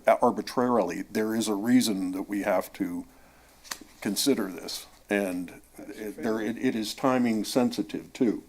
So we're not raising rates because we want to. So the water and sewer pipes have been ignored by water systems and sewer systems since they were installed, and the majority of them were installed in between the 30s and the 60s, 30s and 70s, right? And with that understanding, the state came down on municipalities and water systems and said, hey, look, you guys aren't managing these systems correctly, you're not investing in them correctly, you're not charging the right amounts. We want you to inventory your systems, and we want you to put together asset management plans, and you're beholden to the state to report to them about what the findings are of those studies and provide those plans to the state for their review. And then on top of that, they require the water systems and the municipalities to act on those plans. So it's not good enough just to develop the plan, you are required to implement the plan. So there is some level of flexibility in how we can address them, but it has to be justified. And we've done our best to try to take our capital improvement plan and spread it over as long a period of time and try to make modifications to try to make it as affordable as possible and focus on those things that are most critical. But the state does require us and all other systems to be able to, they require us to fund those plans and require to implement those plans. So what the discussion here, just for the benefit of the public, is we're trying to figure out how best to implement that plan in a way that doesn't adversely affect the residents as much as we possibly can, to figure out an affordable way to act on that plan without, ballooning water rates. And you're going to see this no matter what community you're in. And my suspicion is the chairman's probably going to read an article about the challenges in other communities as far as what they're facing. I saw on the news the other day water bills in Lincoln Park, people were complaining about those going from $150 a quarter to $350 a quarter overnight. Well, that's because everybody is adjusting. Forever, we've ignored the actual cost of a utility. You know, we're used to paying $150 a month for your cell phone. You know, $150 a month for water and sewer, $150 a month or a quarter for water and sewer is not a realistic rate when you consider the cost of this infrastructure. So that hopefully explains what your point. That's exactly the point. And would you talk about, that we have a 25 to 30-year plan? I believe it's a 25-year capital improvement. Okay, we have a schedule. 25-year capital improvement plan, and what's the, would you, again, we've talked about it, but would you mention it again, how much we're expected to, what the cost, the guesstimated cost would be? 25 to $30 million. Yeah, So annually, it's about $1 million. about $1 million a year. Right. And that's just to bring the system up from 1930, 1940, obviously neighborhoods that are newer, but And this is critical. I mean, it's your reliability of your drinking water, it's reliability of your fire flows, it's public safety, it's all of those things. I mean, it's water quality. It's obviously a critical piece of infrastructure. I think we all take it for granted that we turn the faucet on and it works, but I tell you, probably 2 months ago, I turned my faucet on in the morning and there was nothing that came out, and I go, "Oh, this kind of this stinks." You know, it was a water main break that was right at my house that we all experience from time to time. But you know, you really miss it when you don't have it, and we want to make sure that it's reliable and safe. So. And would you talk about also fire flow and how important that is when a fire truck shows up and there's not enough fire or water flow? What happens? There's your house burns down. We've done that a couple of times. We That- talked right. about that. Yeah, that's Right. happened. So we need to, I So think, let me just take you through some quick math. yes, please. So the areas of biggest concern are the pushing 100-year-old 6-inch mains. So when those were put in, they flowed about 1,100 GPM. Right now, they're probably 30% capacity. That's 280 GPM. Without running any other households, that will allow us to put out 1,000 square foot fire. So if That's the, draining the system, if- 1,000 if- foot fire. if the fire is larger than 1,000 square feet. There's no water. There's not enough water. So that means there's big fire. On a windy day, it's your house, it's your neighbor's house, their neighbor's house. My point is, again, we're not raising rates arbitrarily. And we're not trying to scare the residents either. Right, but We carry water, we do things, we get very, very, we call it engineering. We will grab mains from all over this island and relay water wherever we need to, but that takes up valuable time and resources. Takes time. We will get water. The question is how many resources, how many apparatuses, and how much time? The piece of pipe we had on here last meeting was probably 40%. That's 340 gallons per minute available out of a system that was designed at 1,100 GPM. Our fire trucks pump 2,000 gallons a minute. We don't have the water to supply them. Even on our big mains, we probably have 1,600 out of a hydrant, taking both sides. But that's plenty of water, and we can feed a truck. The pockets of this island that have been ignored or pushed along are at some level of risk. And it's going to require 3-4 times the resources to be successful. And in today's day and age, everyone is an absolute scientist on Facebook.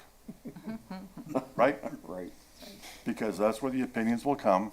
We will be tried and hung by jury in social media without any facts. So the quicker we can get this done, and I'm not saying go below $20 million tomorrow, over some period of time, 100-year-old problem that's been ignored needs to be addressed and in short order. Thank you. That's very helpful. The other thing I wanted to say is, Township Manager Thiel, Derek sent a letter to, I think you followed up with a letter about our state mandated programs that we have to fund.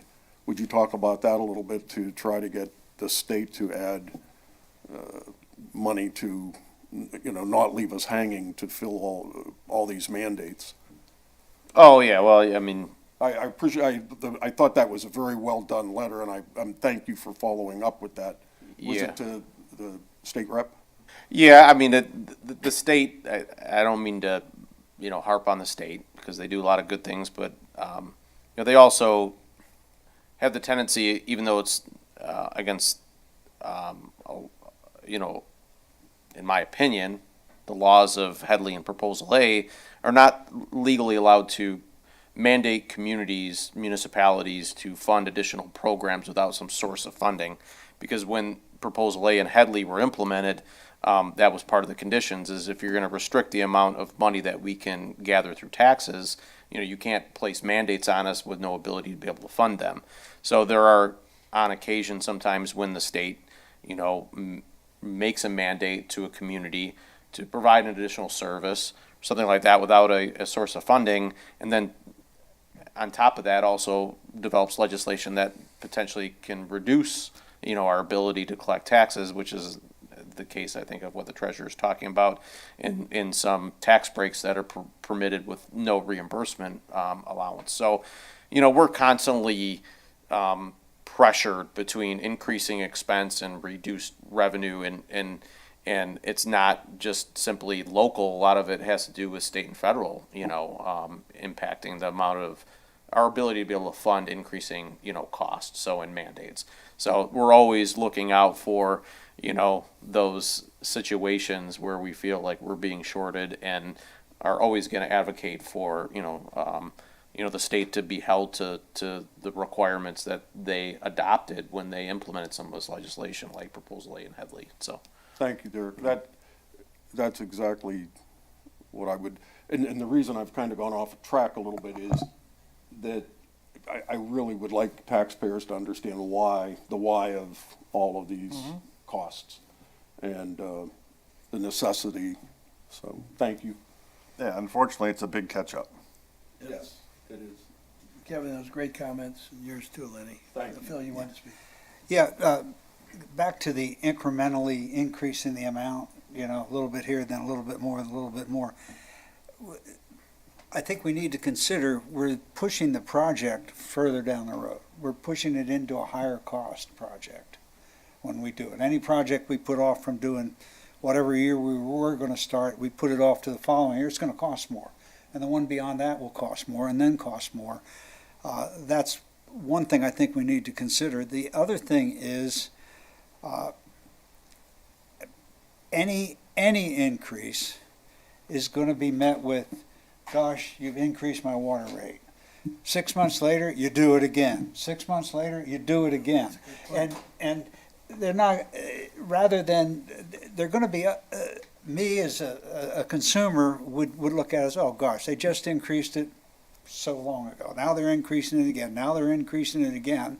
Even though it's understandable, I think the 3 increases could have a greater negative impact than just the one increase to cover the cost I hadn't that we thought need. about that. That's a good So point. those are my comments on that. Well, to a slight counter, what I would look at is, what is it that we can do in a year? I mean, if we have a need in next year for $1.1 million worth of capital improvement, are we gonna be able to get that all done in 1 year? Or is that a 6-month project? Is that an 8-month, 9-month project? All right, so, if you try to balance the recapture of revenue to cover that expense, I would look at it more that you might want to look at it that way too, Phil. Because I agree with what you're saying. You don't want to kind of keep on stepping that, but at the same token, if it's going to take us a year to put in that $1.1 million worth of activity in 2027. Well, I get that, but any amount you delay collecting now, you're gonna have to collect more later. No, I'm just saying Yeah. sensitize it to what the actual goal is. So you want to capture the revenue ahead of time to have the funding available for contracting and stuff like that. But you don't need to capture, 2 years worth. Well, we're gonna be capturing, well, You could do 2 projects a year with the current scope. Can you? Okay. we talked But about he's whether got- we what he's wanted asking is, to. can you accomplish remember the we work talked in the about same whether year? we were considering even bonding and doing all 8 of them right away.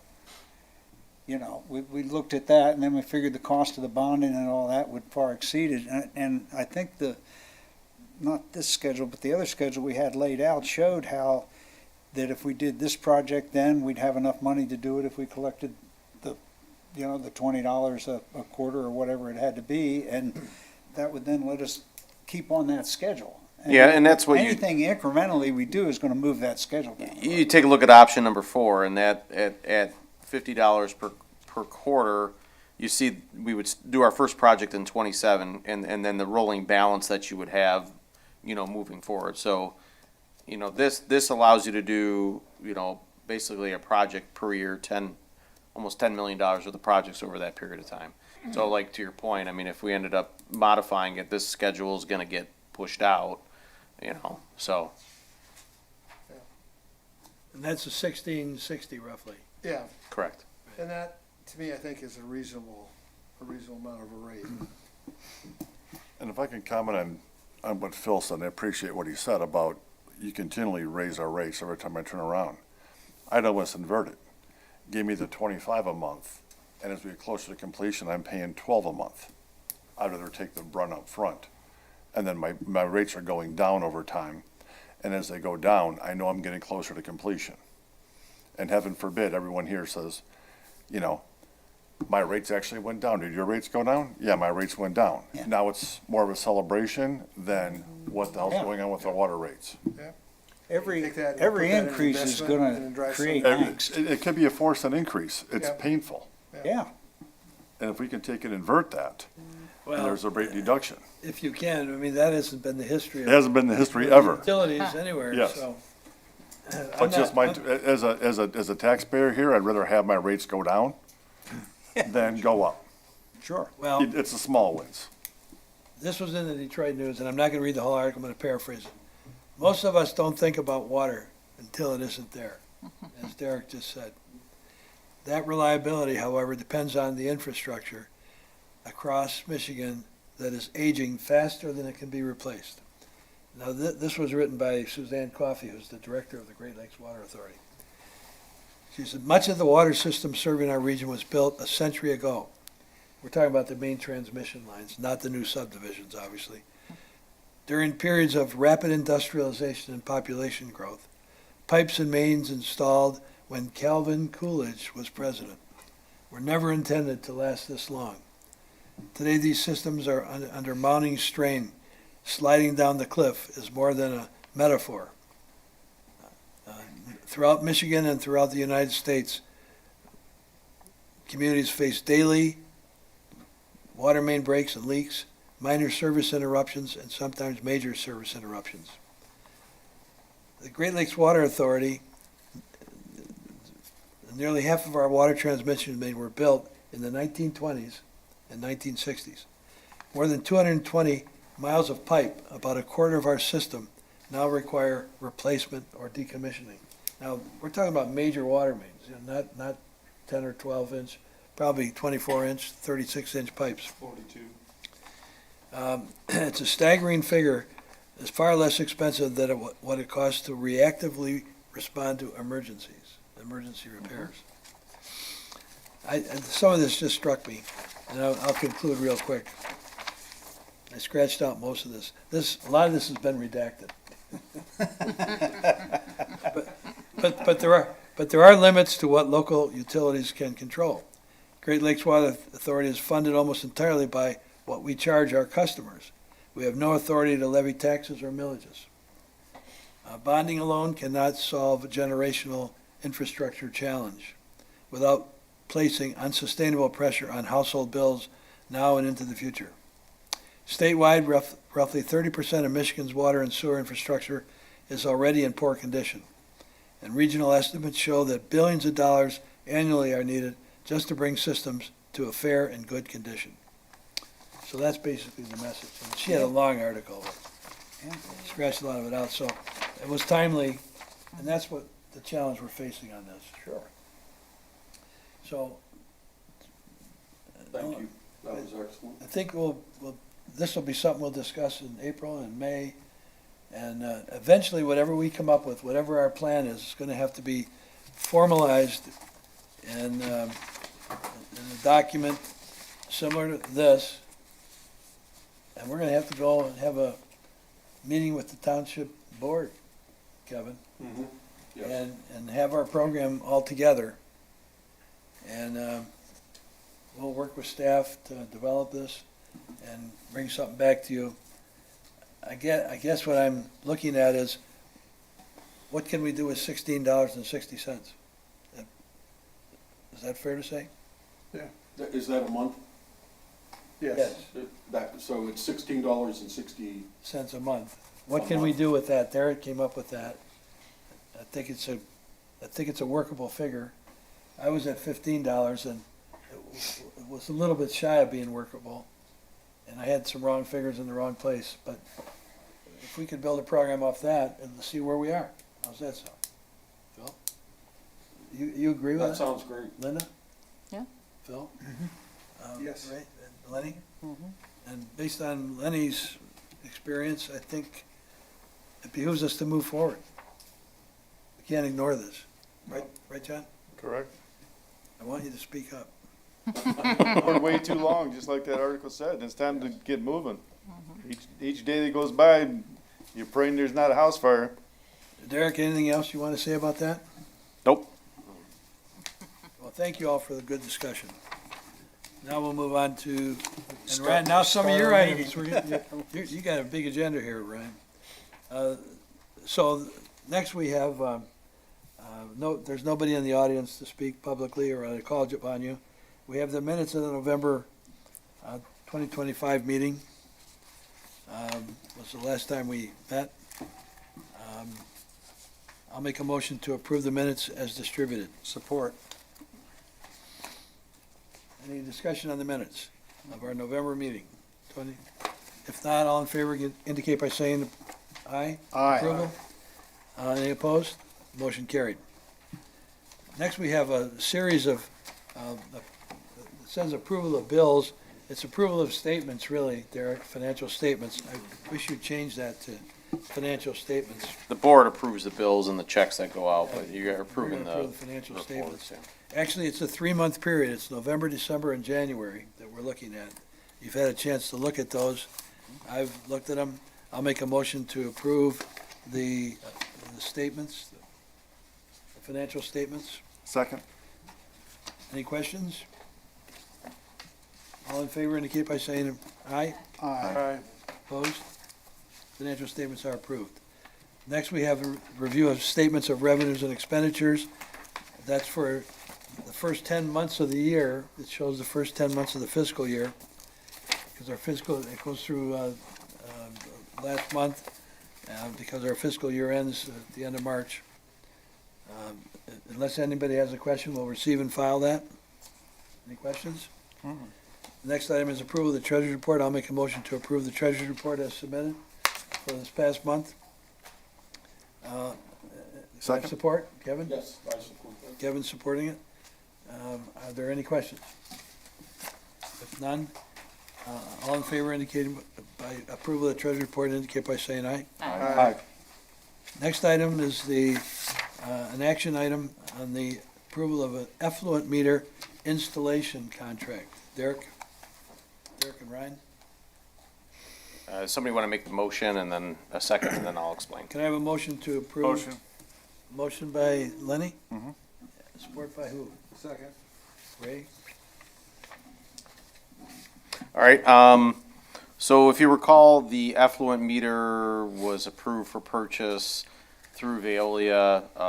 You recommended it and the board approved it, I think, 2 meetings ago. We bid out the installation of the effluent meter. There were 2 bids that were received. The low bidder was $168,900. And that is with process piping and equipment. The township board did review this at their meeting last night and did approve it contingent upon your guys' approval this evening. So this is, once again, the installation of that effluent meter. So why did you go to the township board first? Just curious. Because it was time critical, Time and critical. we didn't want to wait until this meeting and then wait for another board meeting afterwards. Okay. Yep. Thank you for doing that. Done.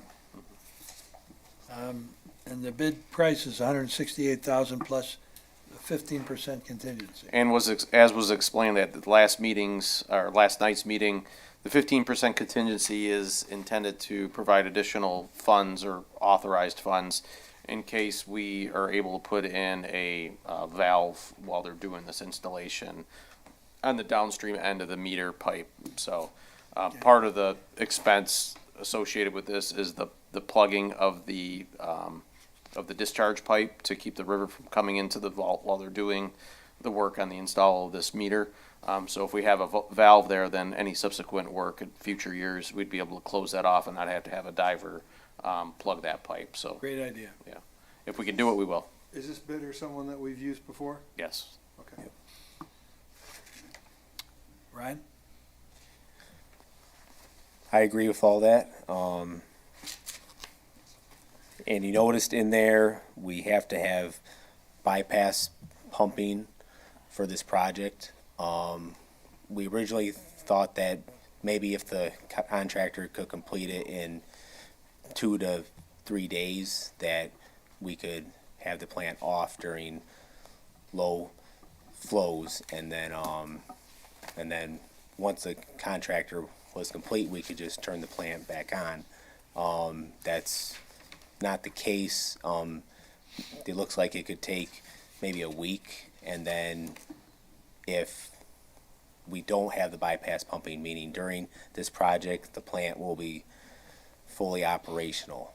And the risk is if we didn't, then we would have to then fill our EQ basin with raw sewage, and then we'd have a raw sewage SSO. If something went wrong with this install, because we'd have to have the plant off. So that's why we need this, the bypass pumping. It is expensive, but you gotta have it, because if something went wrong, now you can't run the plant. So,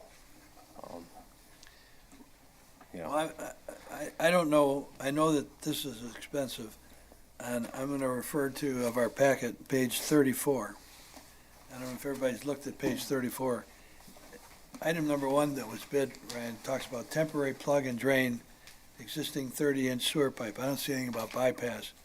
The contractor shall hire a scuba diver in order to plug the sewer line under the Detroit River. Remove the plug after construction is completed. That was a very expensive part of the bid. exactly, and if, like Derek said, if we had a valve ahead of this, we could just close the valve and they could work, but But you can't with you the mentioned river. bypass. I don't see That's at the bypass. bottom there. That's, Section 2 alternate add. yep, $45,400 is the bypass. Oh. So is that in addition to what? No, it's included in that So amount. that's included, yeah. Yeah. So 123 plus 45, Part of the 168 then? right. Okay, I didn't read it that way. So what the bypass pumping allows us to do is take the discharge water from the plant and overland it into the canal versus, and then the plant can just operate as normal, because they're working in that discharge pipe where it would normally travel out to the river. So this is treated water that would be put in the Correct. canal? It's Yep. treated water, Exactly. we're just catching it before it gets to them with the bypass pumping. So the plant can operate as normal. If Okay. we didn't have this, like Ryan said, we would have to shut down operations, redirect flow into the EQ basin, which is untreated sewage, which the EQ basin is really not intended for that. It's intended for, basically rain, 95% rainwater. So they don't want to shut down the plant operations. And then the issue becomes, if the capacity of the EQ basin was exceeded by the inflow of water, inflow of treated sewage, then we've got a big problem, right? So this just allows the plant to operate as normal. I see. Yep. Okay. So, I get Brian? that. Yeah, go ahead. One question, so the $25,000 contingency, you said was to put in a valve? Potentially. So Potentially. we're not sure we're gonna be able to do that. They'll know more when they get going into the But if- project. We would still have to do the $46,200 scuba dive if we put in a valve? Cause you gotta cut the flow off to be able to put the valve in. But in the future, you wouldn't have. You can't do the valve, you can't install the valve in the wet conditions, so. So you have to plug it still, you still have to plug it and then put in the valve, okay. Yep. Just didn't know whether one would offset the other somewhat, but it Yeah. won't. Okay, And it's gonna depend upon the orientation of how the pipe is in the vault and whether they're able to install it or not, but the vault's full of water, so it's hard to get eyes on exactly what's gonna happen with that. So once they pump that down and start doing the work on it, they'll realize whether that's possible or not, so. okay. But we don't wanna stop the project, come back and say, hey, we need $25,000 to do this valve mid-project, so that's Right, the reason got for it. it. Did I read someplace that this will probably be done in August? yes, When your flows are drier, supposedly? it will be a low flow week. So if we have a heavy week where it's high flows, then it just won't happen that week. But more than likely, it'll be, I mean, August is usually, there's a week or so in there where it's dry. So that's our plans, because the meter is made, I think, in Switzerland or Netherlands, so it's being made right now, so it's on its way here.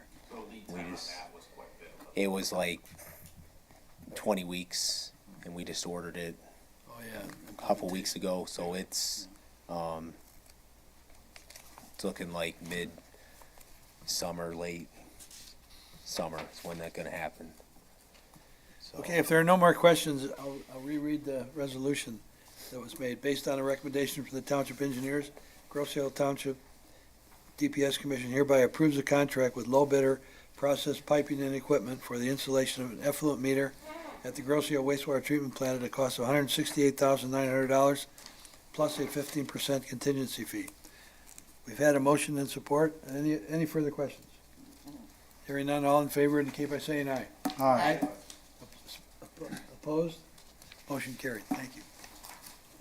Derek, next item is, has to do with the Veolia's contract. The DPS Commission hereby recommends to the Grosse Ile Township Board the approval of a contract extension with Veolia for the operation staffing of the Grosse Ile wastewater treatment plant based upon the terms and conditions listed in the attached proposal. Derek, you want to summarize? Is there a second, just for discussion Oh, I'm purposes? Sorry. I need a motion and support. I'll motion. Okay. Is there support? For Kevin, okay. Moved and supported. Derek?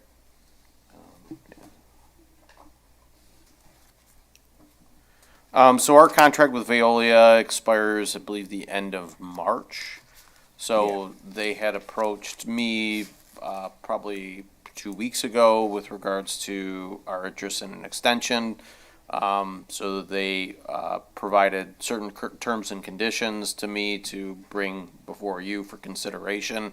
I did have some modifications that I wanted to, see in any proposal that we would consider, and those are forwarded to you earlier today in an email, so you understood, hopefully, those changes, between the draft and what, was presented in that email. So, just for the benefit of the public, they're looking for a 5-year extension. Rate adjustments would be based upon CPI, but capped at 4%, so no more than that. But there's initial adjustment, that's described in the action item. There's a couple of different components to our rate structure. There is a base rate structure, which is basically the personnel expense, for the plant operations. And then there's a maintenance allocation, and then there's anything above and beyond that maintenance allocation. So we pay for the personnel expense, and then the maintenance allocation in our monthly rate, which in the proposal, would be $548,000 per year. And then they're suggesting a 15% premium on the, anything over that maintenance cap of $40,000. So their thoughts are push any potential, any additional increases towards that 15% rather than include that in the base rate, having a higher adjustment in the base rate. So I know that's a bit confusing. Are there questions about that I can help to explain things further? I do. Okay. So we allocate 40,000. We historically spend 120, Correct. Yep. Yes. and they want 15% on the 80. Correct. Why don't we change the allocation?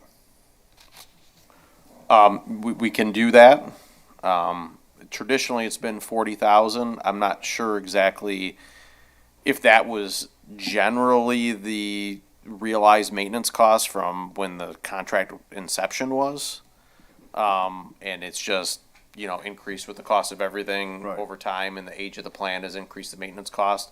That is a very good suggestion. We can go back to them and say, hey, look, we would rather increase the maintenance cap To 70 or to whatever. a they more realistic number compared to what's being presented here, and then have, if you recall, we always have a maintenance adjustment. Right. And we go through that invoice amount. Right. We could go back and suggest that if you would like. Split the difference, because if that's the case, that 15% is 12,000. If we cut that in half to 6, Yeah, the 15% is just like a little bit of Yeah.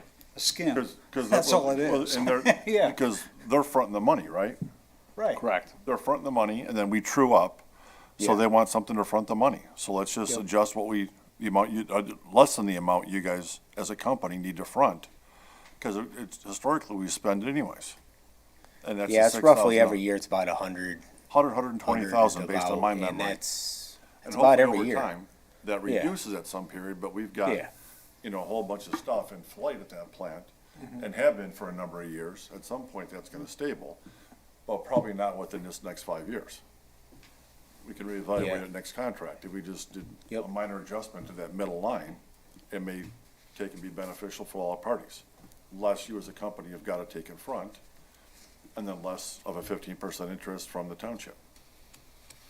And coupled with that thought, I think you come annually to us for the reimbursement to go over the 40,000 and then the extra amount you spend. Exactly, yep. You could come twice a year. Yeah, if we do it even quarterly or twice a year, and then that 15% isn't over that duration, maybe it's some other percentage based on those terms. Increase it some, then come twice a year and forget the 15%. The price is right. Yeah, What was your take it or leave it. what was your suggestion, Lenny, to the 40,000? I just arbitrarily threw out 70. Okay. All right. If we go up into the 30, that takes the 80 typical overage that they cover, and it takes it down to 50.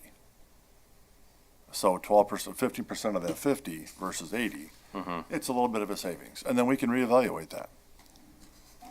Yeah, that's fine. I can, I'll talk to my boss and Veolia about that. Yeah, whatever Yeah, you guys want to thanks. ask them, we'll do. Yeah. Remember, no does not mean no. No stands for next option. Exactly. Yeah, no, we'll do that. Yeah. Get 15% out of there. Yeah. Well, this is a negotiation, and this is, I think Phil will give us 12%. you're gonna front the money, 12%.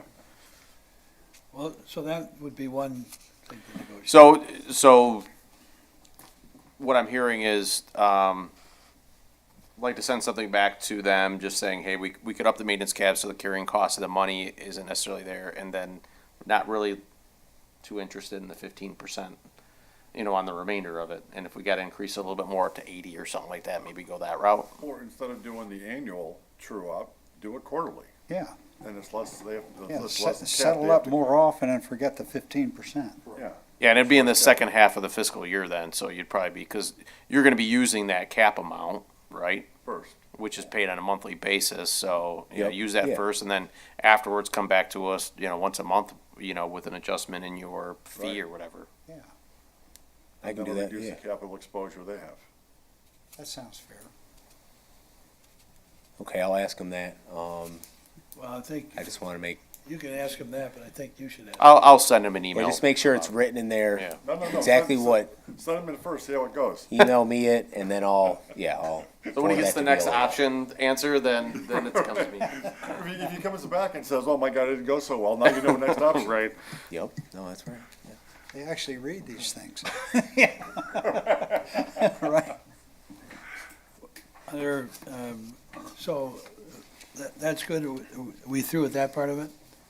So on page 45, there's a new section that was added. Can I, Well- can I make I have a question on page 44 before we go. Sure. So this contract was written 10 years ago? Well, this one was written, couple of weeks ago. So what this is an amendment to the base contract. So this is new. Okay, so my question is, are these insurance amounts 10 years old, or are they current? They're current, and as a matter of fact, they did make some additional changes to some of the insurance requirements because of the change in liability and risk associated with things like, I forget, he had mentioned PFAS is in there. PFAS and some other items that required additional coverages. Has there been historically PFAS exposure at that plant or these plants? It's a new thing that's coming up. Well, I'm we very test. familiar with PFAS because of the foam, We but test yearly the permit, and our levels are about the same as other sites around Michigan. okay, So okay. we're Okay, not I in wasn't any sure if it was ways. targeted here or just in general. Exactly, but Veolia just kind of has that in there because That's for just part of their template. national, Okay. that it's, it's a policy, just a nationwide, that's why they have that. And our attorneys have to look, You know. our insurance people and our attorneys have to look at this. They do, yeah. So this has not been reviewed by our attorney. You know, we figure out the terms and conditions first, and then we send it off to them for modification, so. And the PFAS is really what it's doing, is we're holding the Veolia harmless. Mm-hmm. Yep. If there's discovery of PFAS. Yeah, what I was concerned about is the amounts of insurance and if they're Yeah, enough. they're You will good. look at that Yep, further. yep. Thank you. There were a couple of other little incidental items. Oh, the incidental item I was referring to is the 15% on the maintenance item.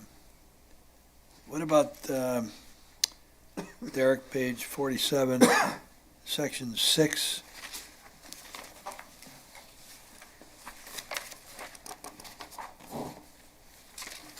This has to do with cybersecurity?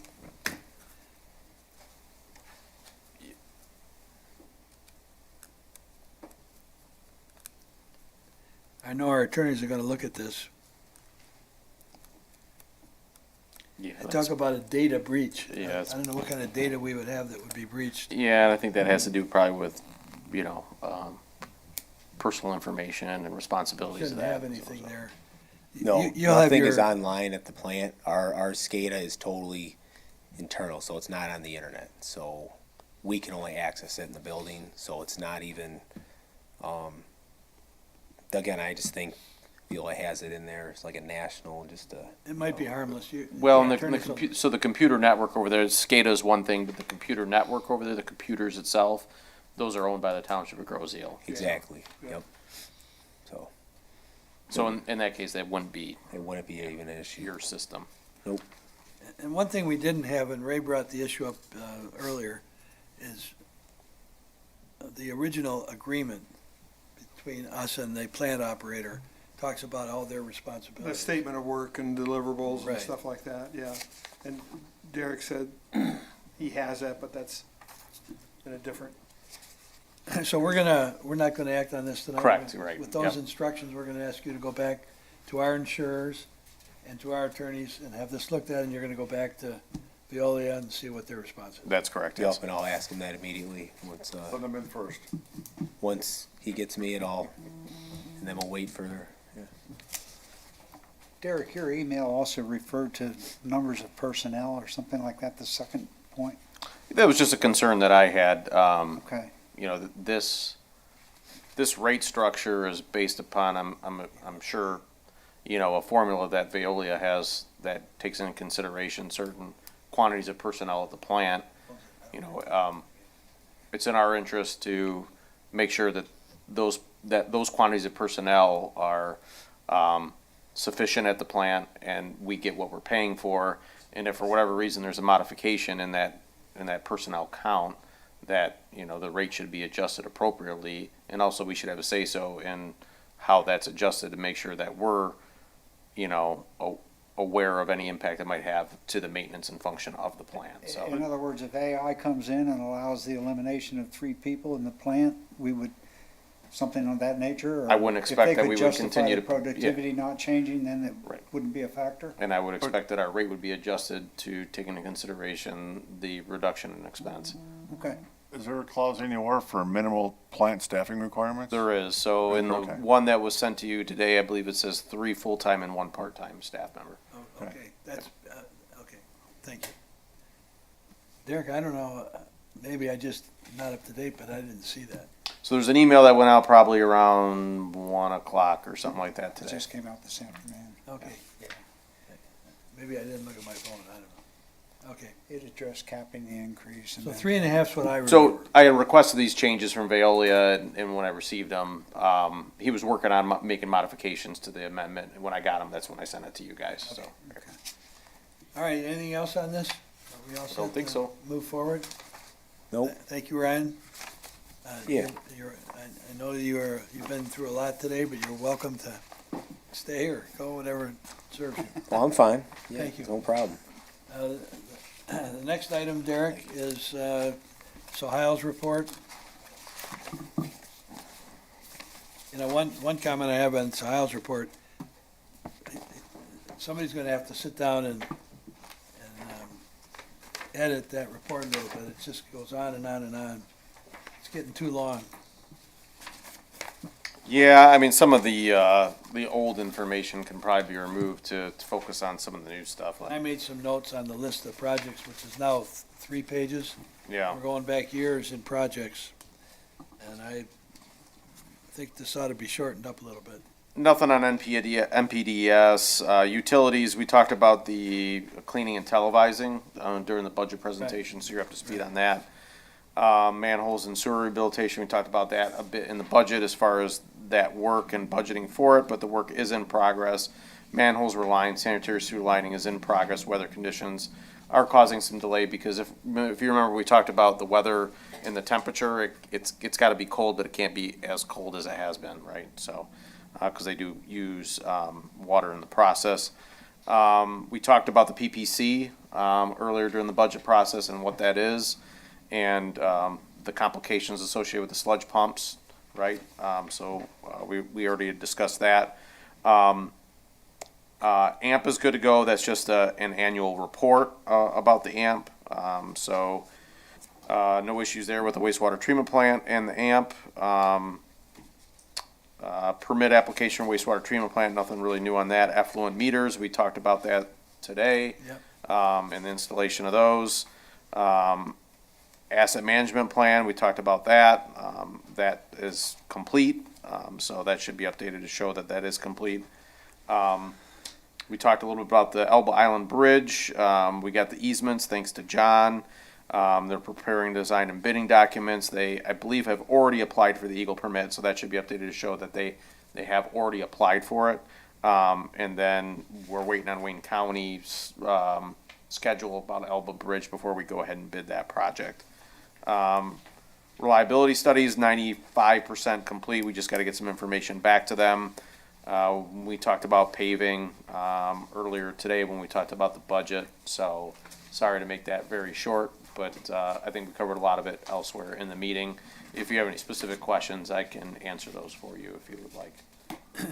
Well, the one thought I have on it is, if I remember right, John, and I'm not sure, going back many years, we, before we did an asset management plan, we were required to, we did reliability studies every 5 years. Correct. So why are we doing both an asset management plan? I know it's required by the state, but it doesn't make any sense. The asset management plan should be the reliability study. Not necessarily. They're two different documents. I know One that. considers the other and the other, one considers the other. So the asset management plan considers the reliability study in its conclusions and in its plan. So, but they are two different documents and two different required studies.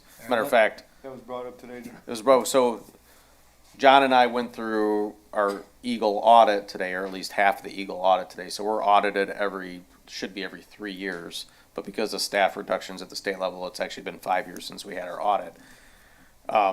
And they review our water system, operations, safety, things of that sort.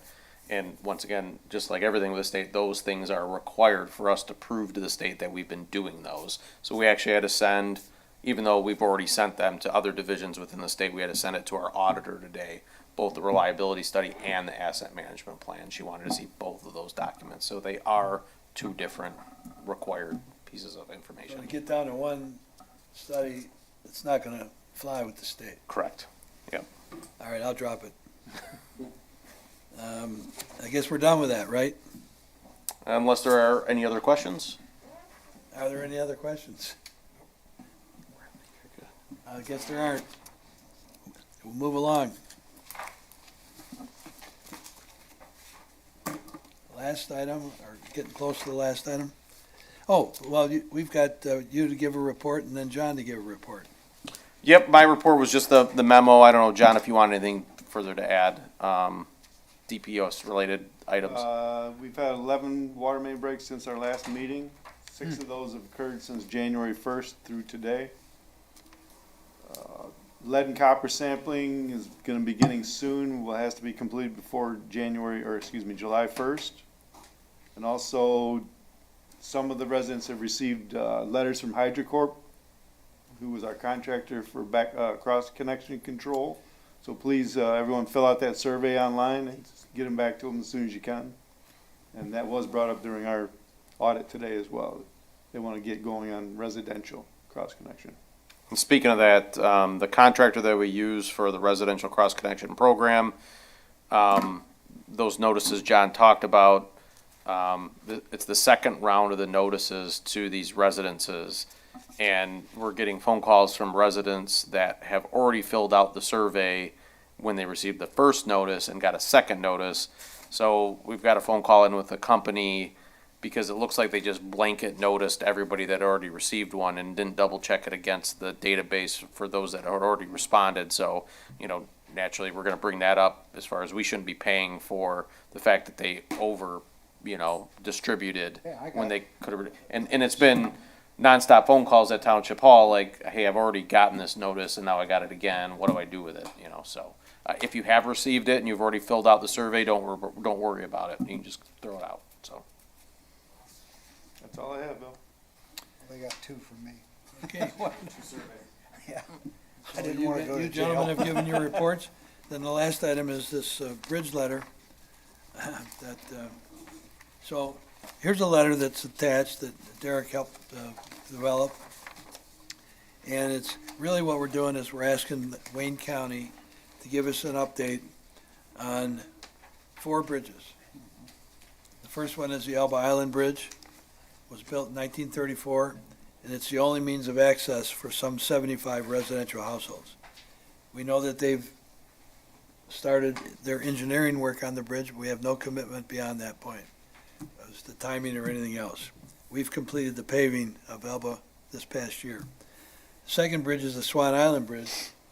And Phil, I don't know if you know this, having lived on Swan Island, but what we are told is that that bridge was brought sometime in the 1950s or Yeah, I knew it came from Belle Isle. in the That's what I early was told. 60s from Belle Isle. It was purchased for the city of Detroit at Belle Isle, and was placed where it is to replace a bridge back in the 50s.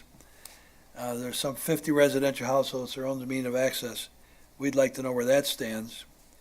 And then the Ferry Road Bridge was built in 1947. Township staff reports the underside of the bridge is very rusted, with 50% of the rebar exposed from the crumbling concrete. We're also aware on that bridge, none of these bridges are unsafe at this point. That's important to say, but they need to be replaced. The Ferry Road Bridge, and then finally, the Park Lane Bridge up the north end of the island was built in 1929, has outlived its lifespan and was deemed unsafe by Wayne County, and has been closed since 2018. It's an important north-south connector for many Grosse Ile residents. So what we're seeking is a capital improvement program, our commitment of when these bridges might be fixed. And then secondly, we've asked for copies of the most recent bridge inspection reports to be submitted to our township manager within 45 days from the date they received this letter. I'll make a motion to approve the letter that it be mailed out. And I guess we're going to mail it out to the township board so they know we're doing something.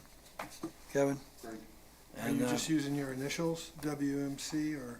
Well, that's my name, yeah, WMC. Well- No, I'm going to sign it. Yeah, we don't think, I don't know how clear your signature is, but you may want to spell your name out there. We'll Mr. spell my Costa. name out. Weapons of mass So, destruction. I'll make a motion, we approve mailing out this letter. Support. Support. Any further discussion? Hearing none, all in favor indicate by saying aye. Aye. That's approved. Looking at the agenda, I have no other comments. We'll go down the table. Kevin, you have any other comments? No, thank you. Linda? I just want to say, you come to these meetings and you realize how much money it costs to run an island. And I never knew that until I started coming to these meetings. And it is the infrastructure and trying to keep it up. And we used to have, like, back in the 60s, there was, like 3,000 people on this island. There's over 10,000 people now. And you have to keep up. You have to keep everything in repair. And our taxes are comparable to other cities. Our taxes are not that bad unless you live on the water. Right. But, living on the island I don't understand why people go on Facebook and complain when they could come to these meetings. And I do encourage anybody I see, if they ask questions and I don't have answers, I say, you gotta go to these meetings and see what's going on. And especially when we were doing the roads, there was a lot of, and nobody was reading the materials we were sending out, or, they just go right to Facebook, so. That's part of public life, right? Yeah, The it is. Misinformation. and- Yeah, it is. You gotta come to the meeting. Yeah. All right, That's all thank I you. have to say. Phil? Nothing further. Ray? Nothing? Lenny? No, I'm good. I was gonna go off on a tyrant, but I'm gonna withhold. Well, we'd like to hear it. Well, wait a minute. I appreciate what Linda just said. There's too much general hide behind Facebook and just bark stuff out. The place is empty. If you have questions or want to engage, we as a community need to engage with each other. And shame on anybody that wants to sit there, 2 bottles of wine in, and start spouting off on Facebook when you can come here in person and get the direct answer. I sensed the frustration earlier when comments came up on why are we doing these $1 million homes and whatnot. There's so much hearsay, second, third-hand information, and then that ends up coming forward to a township official, where 5% of that may be true. And we all get somewhat emotional over that just because we know it's not true. If you want to understand what's truthfully happening, come down and engage with us. It's that simple. We're humans. We are built to take and interact. Interact without hiding behind your keyboard, please. Let's work together. Good. Those are great comments. Not a tirade, it's good comments. Thank you. Anything else? No, sir. Okay. John, you're all set? Yes, sir. Derek, you're all set? Yeah, all set. Thank you. I'll make a motion to adjourn the meeting. Support. All in favor indicate by saying aye. Aye. Meeting's adjourned. Thank you.